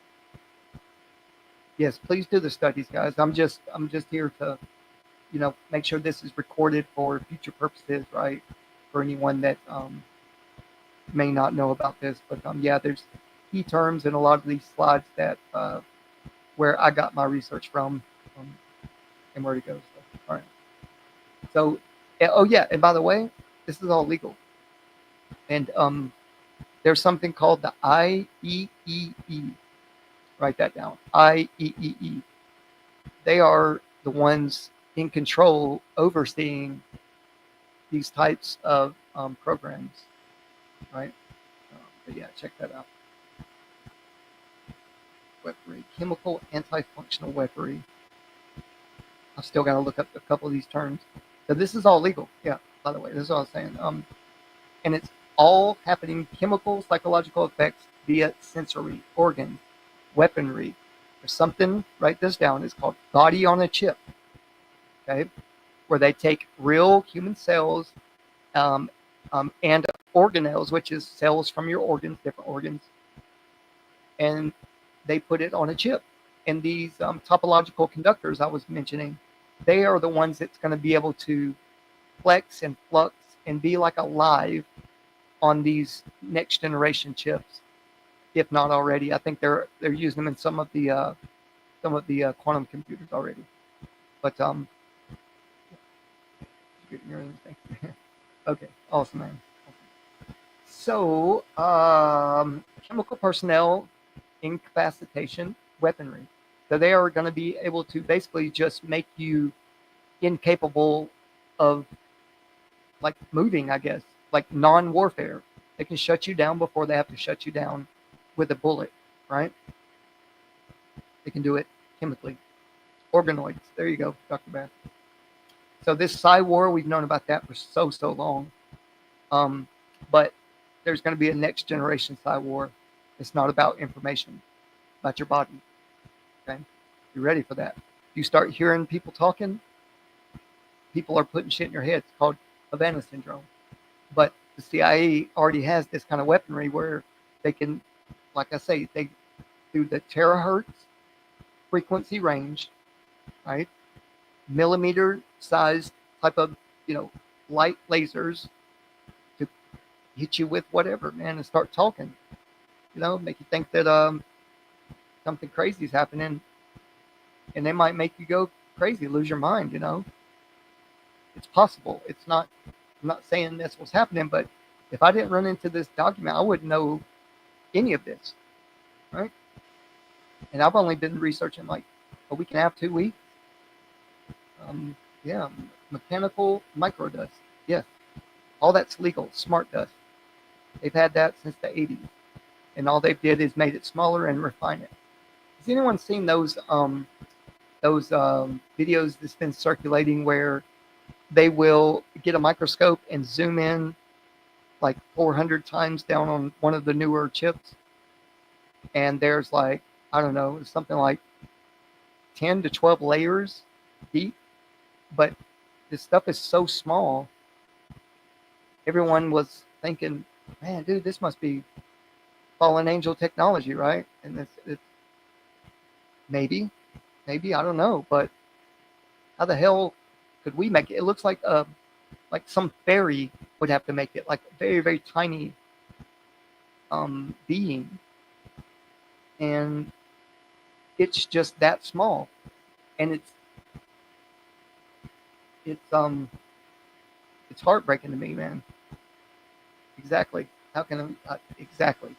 So that's the question, but it is what it is, right? I mean, they're a reality, and a lot of people that doubt that they're a reality really need to do their research. Um, and like I said earlier, these platforms, these airships, which are real. Oh, and by the way, guys, they're still making airships. It's just the military. And now they have companies just like ALE that were taking people to Antarctica. Well, now you can go on a trip in an airship. I'm trying to get one to go to the Arctic as we speak. Like 2 days ago, I was really looking into it deep, bro. Like, no, 1, 2, 3. So last Thursday and Friday, and I found some cool information. I'm gonna give y'all as well on these companies. Just imagine being on vacation above the north or the south. You know, yeah, old world stuff, but they just hid it from us, right? They took the technology and then blew up the Hindenburg and made it seem like.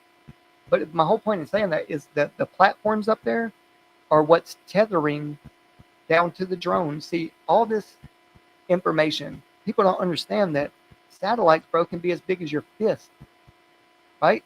And be as strong as like a fucking DEW weapon, right? All it's doing is sending a frequency.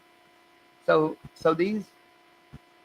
there's a layer up there, right, where things are being projected downward and nothing is being projected like up. And that's why I was challenging people, hey, find me a consistent, right, not where the signal doesn't break, an actual connection with the moon, like they talk about. They have the thing on the moon, right? Well, send me proof. Like, send me some backdoor stuff, man. Some networking information that shows this connection. And I'm sure if it's up there, I'm sure NASA has no problem proving it, right? But anyway, all that up there, all that layer up there with the airships, right? That's where they send stuff up to. Okay. And the Earth is very, very big. Our realm, right? Our realm is huge.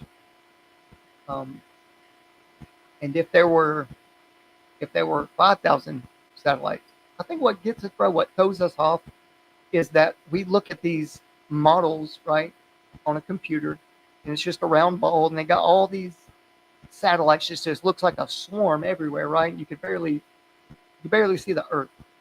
That's a deception. It's a deception, bro. Satellites aren't that big; they're tiny, as a matter of fact, nowadays, and they're not way up there, right? They're fairly close. I would say a few miles above the stratosphere, in my opinion. But anyway, all that's where our information goes and comes back to on the wireless body area network and the medical body area network. Those two networks you should become familiar with, and wireless sensors, biosensors. All right. Future non-nuclear explosive for volumetric weapons. Okay, so Mass Effect. Okay, I see where it's going now. Metastable interstitial composite. Cubanes MIC, whatever that is. Okay, metastable interstitial composite. Can someone? Hey, what's up, Carrie? Good to see you, man. Thanks for coming. Could anyone look that up for me? Metastable interstitial composite. If y'all can see that. It says order of 6 times the TNT. Wow. So, okay, fuel to air, and dust to air. Explosive. Yes. See, man, these motherfuckers, man, I'm telling you, the military's got some stuff we are not in the know of. Strain bond energy release. An order of magnitude 100x TNT, 100 times stronger. And hafnium metastable isomers, an order of 1,000 to 100,000 times stronger than TNT. Wow. They say the moon is tidally locked, or like it's locked in a tide, waters above, right? And we do see those waves too, right?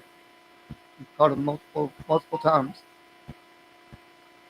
Yeah, and you know what, Dr. Bass, I'm thinking like the firmament maybe is like a is like a liquid solid. The topological conductors I was talking about they have crystalline structure just like graphene. They're really strong bond, but they're movable and stretchable, right? And then you can hit it with electricity, and the thing, it locks into place. So when they're using them on these quantum computers, these qubits, that are everywhere all the time, they're just like they say superposition, but all it is they're moving around all over the place. And then when they hit it with electricity and you start to read something on the computer, like it, switches to a new screen, that's when the electricity hits it and it locks it and gives you that reading. Then the qubits stay stable into place.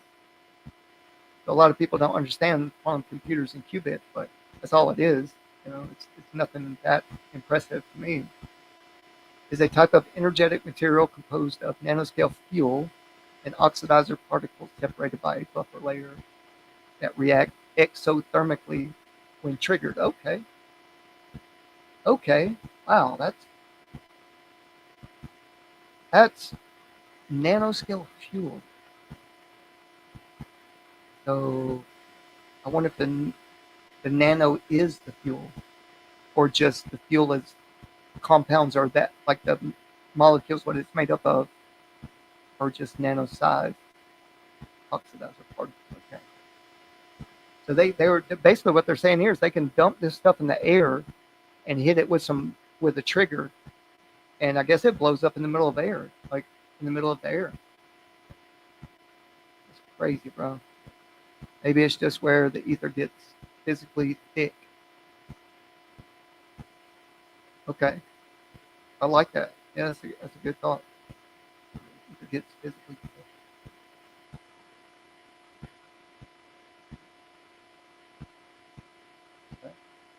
Okay. Wow, it's been going for ages. I was looking for something to watch earlier. I left Flatzoid when he started talking about churches built on top of churches. You can't see. Okay. Sounds smart. Old world. Yep. MICs are designed to release energy rapidly and efficiently, making them suitable for applications like airbag ignition, propellant. Okay, that's why you see all that smoke-like stuff come out when it ejects, powder-like stuff. Okay, yeah, it explodes a lot quicker then. I wonder what that could be used for. For maybe some type of propulsion. I mean, you would think more than just, pyrotechnics. Okay. Yeah, all the cool inventions are used for weaponry. Analysis, recording technology. Yeah. Copy paste type of smarts. All right, let's. Everybody's good. We're going to move on. Okay, we are on slide 57. We are moving and grooving. So, high energy density materials, power, explosives, propellant. I'm not even going to try. You guys, if y'all want to look these up or write these down, I'm going to Give it a second. Um, high energy density. So energy dense. So the more dense, the higher the energy. HEP. 600 plus. What's that? Damn, 10 to the fifth power times TNT. Antimatter. Who here believes in antimatter? Because I'm kind of torn on that. I was looking at a model or a potential theoretical model for the superfluid up above us, right? And these people were talking about fermions, and fermions is something which is the opposite of what you see. Has I don't even want to say dark energy, but like a plasma, a very faint antimatter, which I don't think it means no matter. Yeah, I don't know. I'm torn on that, but I don't know what to think about antimatter. But it seemed to be mathematically needed to produce the type of superfluid that could hold denser plasma, right? Which would be like a star or the moon if it's a plasma, right? And like you say, tidally locked. Well, just like beam steering that I was talking about earlier, of these aerosols that they drop in the air, and then they can a certain frequency aim it at it, and then spread it out over here, spread it out over there, and I guess do it where it's evenly dispersed, right?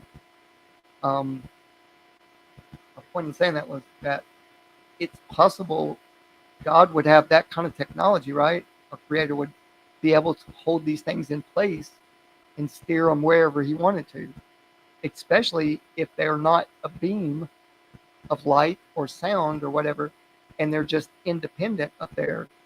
And He just set it like a timer, right? Wound it up and let it go, and that's how it moves. But these plasma gradients, I think people need to really look into that too.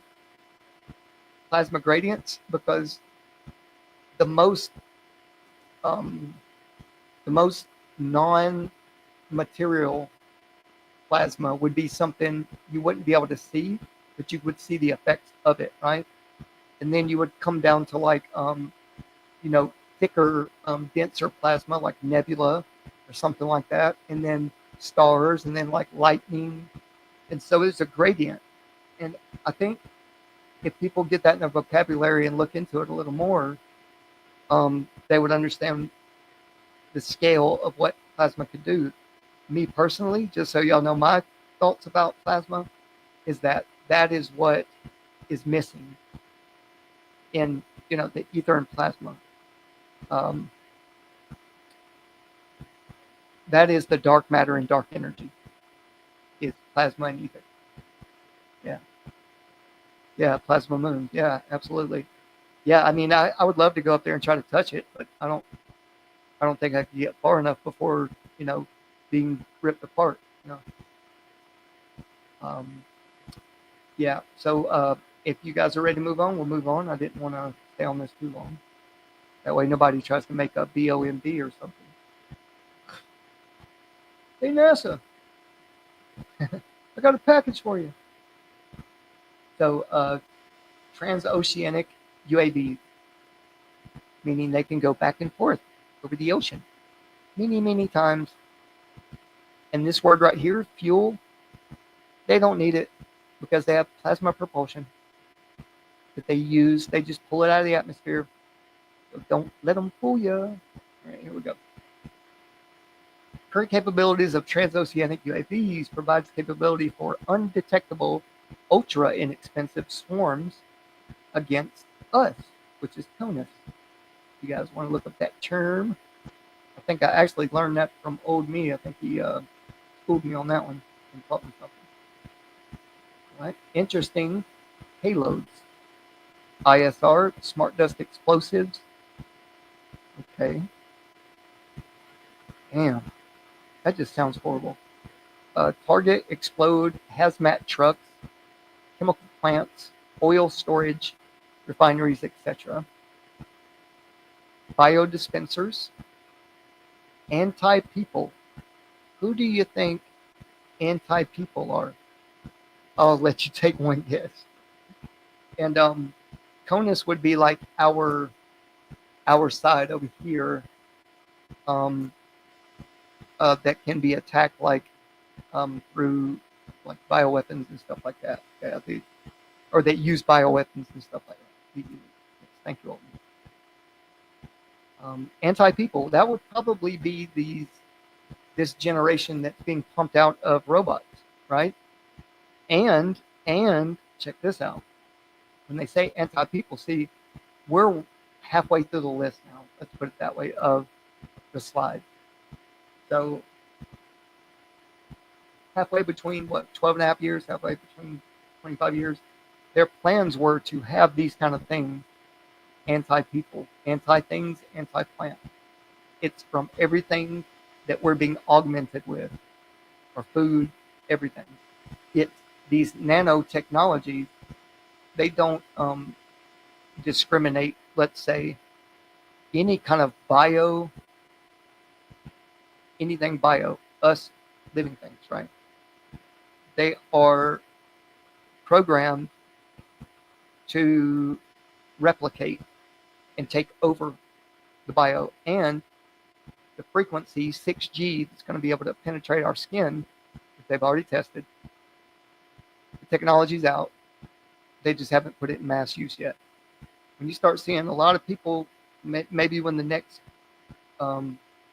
tragedy comes about, right, and they spray whatever, you start seeing people drop again, go in the hospital. Well, they're going to say, well, the hospitals are full. Stay at home. We'll send you, just here's your Fitbit. They'll send it through like they do government phones, right? They'll give you a government Fitbit or something, and they'll shock your ass. And I've already seen too much about this technology that's where I'm at. That's where I think, yeah. Church RG, very interesting. I'll catch up on the rest when I get back. Yes, sir. Take care and God bless. Say a prayer for me, brother. So IWEMP are on these UAVs, I guess, or the UAV is going to have those electronic or electromagnetic pulses. Maybe they just explode and release one. I don't know. Brilliant miniature sensor, mine combos. CNTs are power line and wire blade. Power line.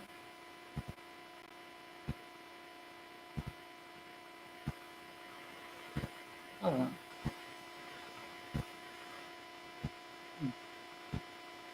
Yeah. Power line's already put off a very specific frequency. I wonder if they could dial that or activate something with a UAV. We got 2 more slides. We are going to take a break. This is going to be about probably a 4-hour thing. Sort of count on anyway, at least get it done within 4 hours. Blast Wave Accelerator, global precision strike on the cheap. I keep using that in quotations anyway, that bothers me. No barrel. There's no barrel that it's going to shoot out of. 200-foot notched rails, sequentially detonated distributed helium. What? Is that what I'm HE helium? Or is that standard? Which one? 200-foot notched rails, sequentially detonated distributed HE. Mach 21 or less as desired, up to 3,000 pounds. And guess what, guys? People think I'm nuts, but they can do that. It can go from pole to pole if it is truly 12,000 miles, right? From pole to pole. Let's just say there's 2 poles, right? if they can truly do Mach 21, I'm pretty sure it was like 3 hour ride, 2 or 3 hour ride to get from one end of the earth to the other. And this is up in the like right above the stratospheric layer. And guess what, guys? At the end of this, if y'all think I'm bullshitting about stuff up in the sky, there's this guy that I've met, and he is a professional photographer. Loves all kind of stuff as far as like he's not a flat earther, but he records true video, 4K IR, like Sony's, Nikon's, like 12-inch, big, big, how do you say it, telescopes, like personal telescopes. And he just moves his stuff back and forth on his own. He doesn't go off of like programmed, you know, places. And I put some of these on my post. If you guys want to watch them while I'm doing this, it's up to you. But so these machines, whatever, these lights, these objects that are different shapes, and some are super, super high and some are kind of low, but rarely do you see a plane like flashing lights, rarely. And some of these things like are in the line, like a how do you say it? Uh, who is that guy?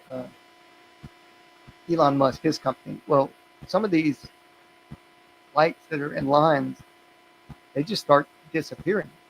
It looks like they're coming towards you, and they just disappear one at a time. And you can't see any movement after that. So I don't know exactly what it is, but whatever it is, we're not being told about, right? Um, or we are being told about. I now haven't made up my mind completely. All I know is space isn't what we're told. Um, Satellites aren't where. Let's say that. Like, whatever the technology is that's up there is locked, right? It can go through. It's like a suit, I think. That's why I think things are up there and can fly. And what I'm seeing is being powered by this superfluidic um, magnetic energy, right? So it gets pretty deep, but my beliefs or my thoughts, but it is what it is, right? So this right here, what was it that I was trying to make this big? Excuse me one second, guys. Big, big. There we go. All right, 12-inch spiral, gyrating on a 3-meter radius at 9 hertz. Drive motors, foundation, launch tube, vacuum. So it's a pneumatic, right? The pneumatic. Oh, this is what they got under the water. Yeah, right. I'm pretty sure this is what. Damn, look how fast that thing. What? This is crazy. I've never seen technology like this. I know you can't put no person in there. 12-inch spiral gyrating at 3, or gyrating on a 3-meter radius at 9 hertz. Is that 369 stuff? Yeah. That's wild. All right, let me come back, guys. Check this out. I'm gonna leave it here. All right. I'm gonna go get a drink. I'm gonna hit my bowl a couple of times, and I shall return. Thank you for staying with me this long, and I shall return. If I can,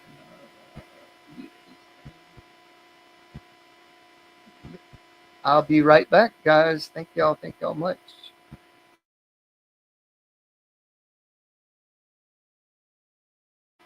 Actually, I'm gonna stay right here because I don't want to take too long. But yeah, I'm gonna get my nurse's help. So yeah, hang tight.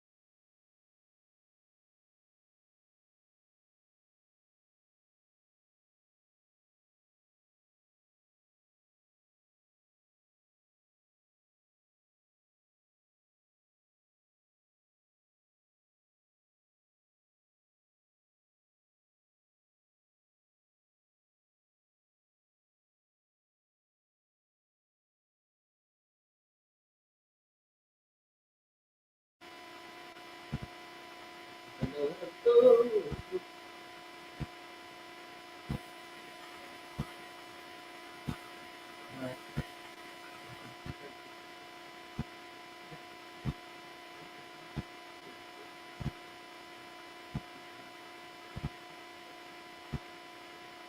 me ask you this, Dr. Beth. Do you think that, sorry, I might be a little far.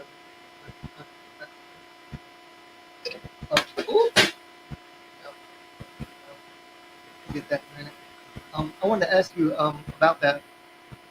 You know, what everyone considers the moon map, right? Do you think that all this talk about, in old Hindu and older cosmologies that they talk about these, very very strong weapons like lightning and stuff, the trident. Uh, Tell me this, like what happened on the moon? I think what it looks like is like electrolysis. Like there was, the old cameras where they put their head under the black cloth and they held up the thing, the silver iodide that flashed. Well, that flash would burn an image, right? That was into the plate. Well, I think that maybe there was some big war and the big flash that the moon was like white or however, and it got that image of down here got burnt into the moon. Excuse me. Let me get on.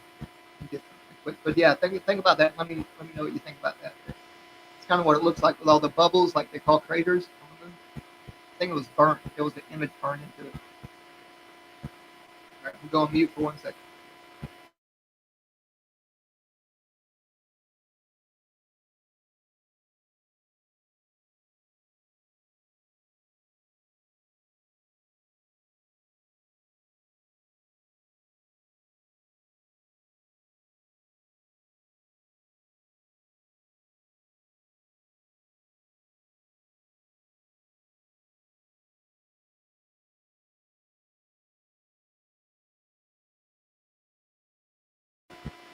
Okay, I'm back for the second time. So yeah. So it's kind of what it reminds me of, that of some type of super destructive event, and it burnt the image of our local realm here, um, yeah, into the moon. And if that's the case, what I'm sure all of us have looked into is the moon map theory, the old German World War II map. That if you take a big picture of the moon and you put it in front or over, like in front of the map, the old German map, it matches almost perfectly, which is a little eerie, because the Germans mapped what they have. I have a big one on my wall, but they map from exploration because they have a bunch of their little, logos, the German logo back then. They got them New Schwabenland, Terra Vista. Like there's all kinds of different names, but how crazy would that be if it ended up being right? Correct. Yeah. All right. Let me get these screenshots. Be right back. Do that one more time.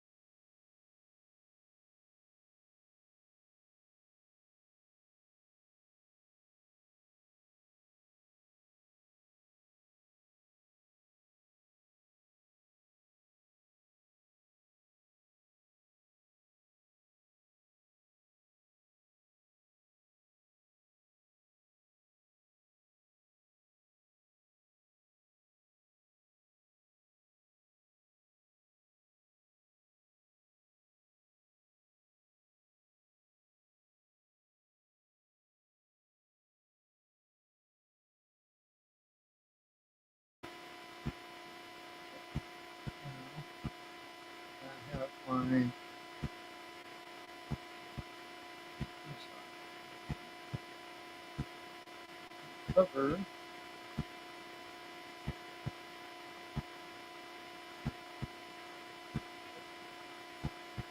So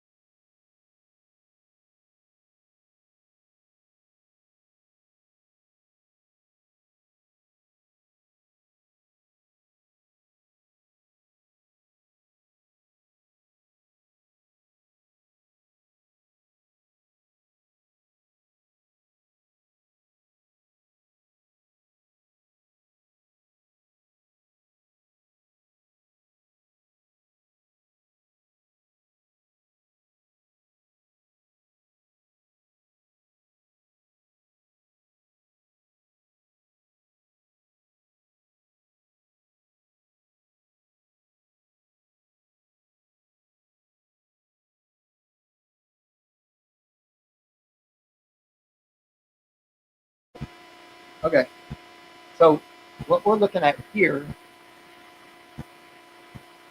is almost like a rail gun, right?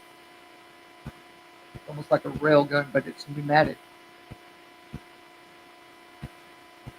And I looked at this, I thought, wow, this is just like a concept, kind of older. It looks kind of like an older idea. But when I switch the page here, switch the page here.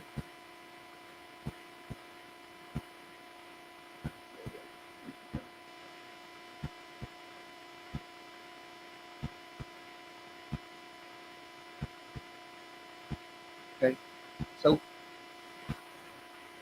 this is a real weapon idea that they had for now, future now, in 2001, right? So imagine. I think this is exactly what this is talking about. All right, Slingatron for global precision strikes, 10 kilogram projectiles, up to 1,000. Shit. Global, global or less range.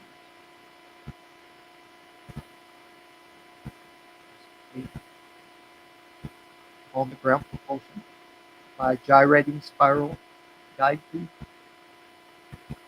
multiple fuels. Gotta look at that one more time.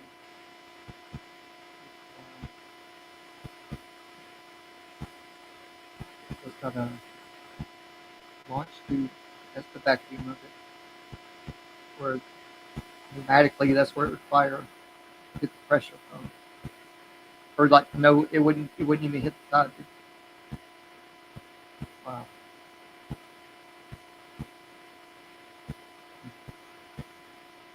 All right. How many of y'all think that we need to go find that weapon? That seemed like a pretty cool weapon. Even though weapons do it. That would just seem like it was envisioned and they had a price tag on it of just 20 million. Yeah, that's pretty cool. Cheap, cheaper way, right? And projectiles they can do thousands of them.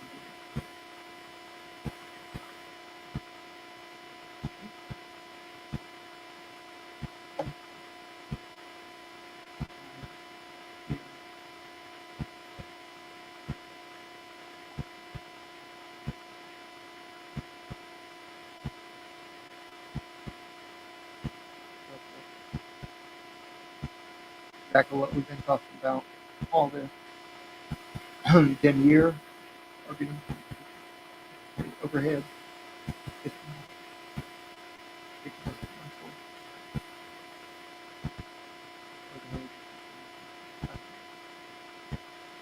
in the context of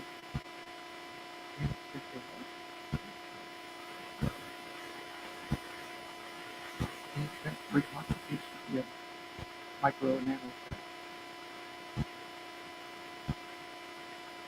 Oh man, this dude, y'all just don't know what this system they're setting up can be capable of. It's a mesh network. Okay, as I'm reading this, inexpensive reconstitution by micro or nano satellite.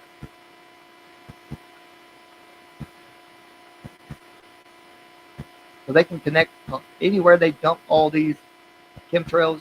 Bro, this is how that AI can see.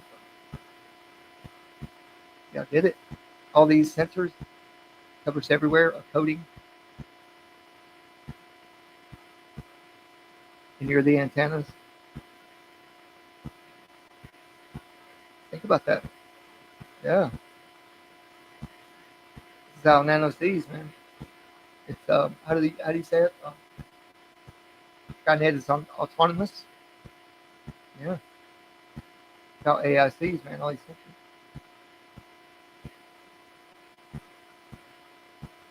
Optical phones. Yeah, it's wild when you think about it. All right, here we go. What is this? Potential competitive military surveillance, intelligence, targeting, damage assessment, utilization of international scientific global change programs and assets. I would say it's changing.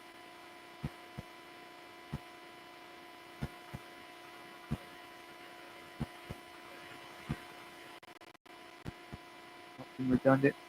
Okay, just reading here, guys.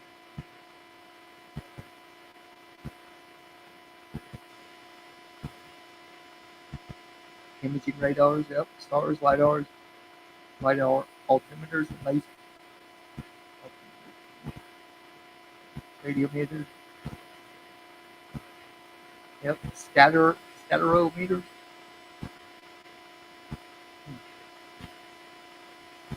We'll look up some of this stuff again. Did you get the point? They got all kinds of sensors to go everywhere, see everything.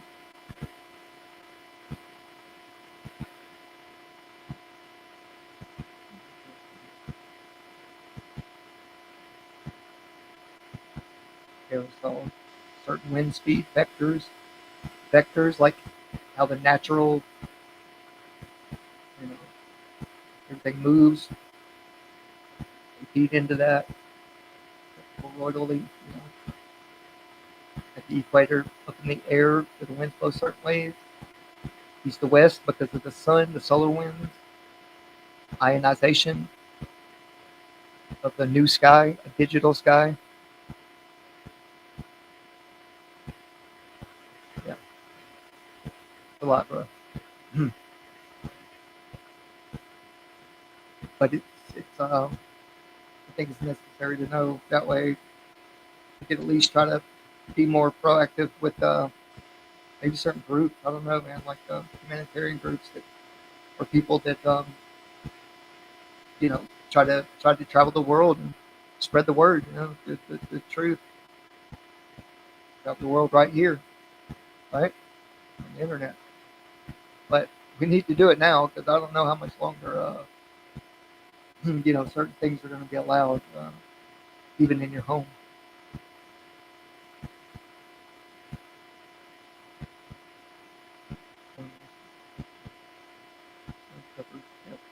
They put it in the weather and it drops on us from the snow. Remember the blue rain, the purple rain, all that shit, man? Not too long ago. I don't know what's in it. Wait till I show you this list of. Let me just list off some. You might hear about. Sorry,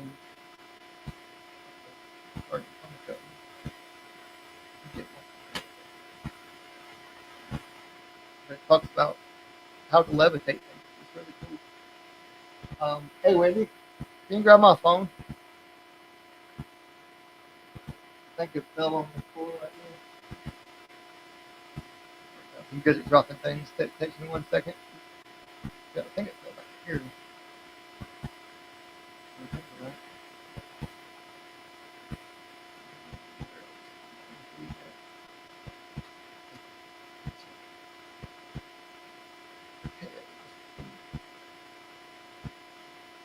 off is just some things that I would just say is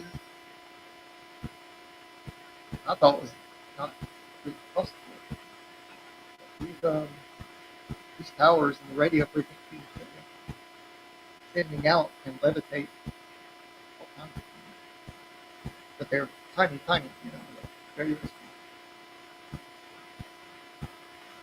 And I didn't know there was this many chemicals and stuff that, of course, the superconductors that they use are better as far as like being able to handle heat. You know what I mean? Because there's some that are heat based and a lot are cold based ones that levitate, with magnetism or with light. All that's down. Yeah, levitate a little bit more.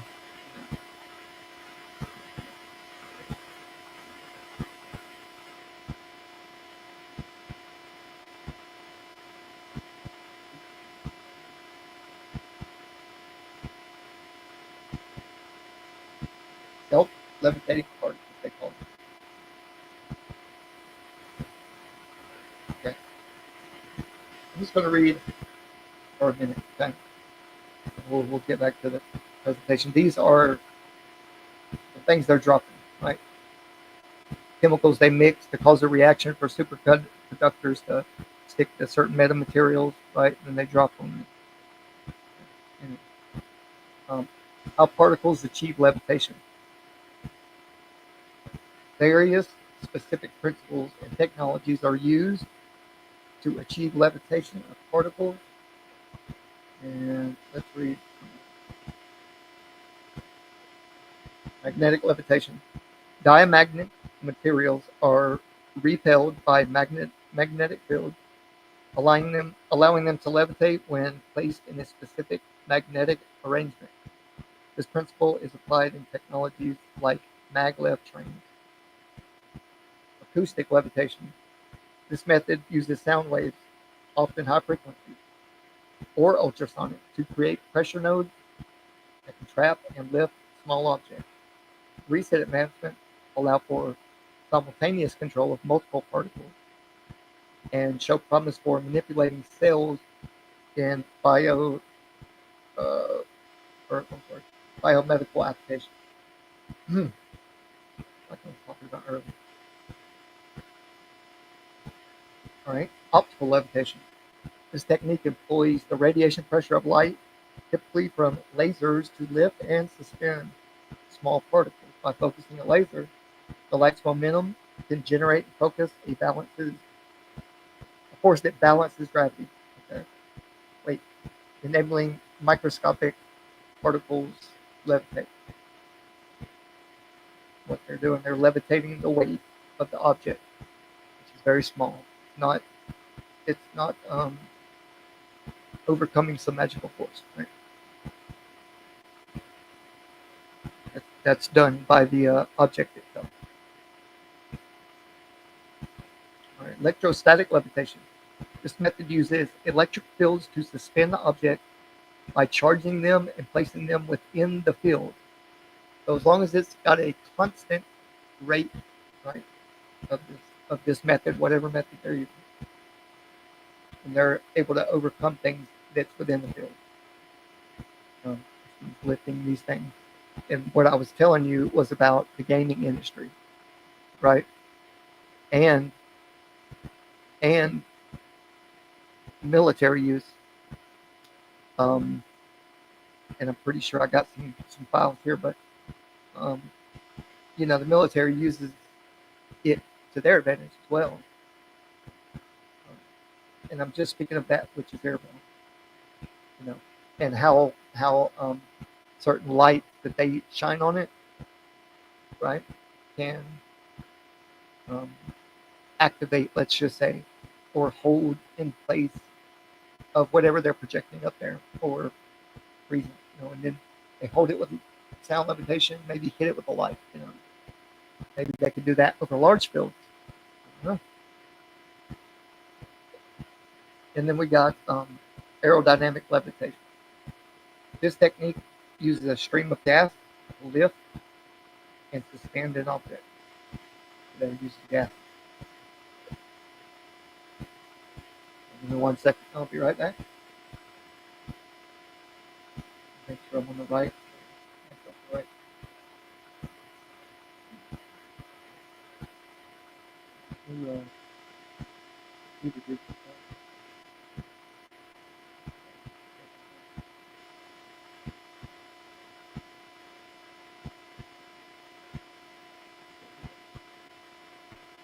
Right. It's gonna be a long one.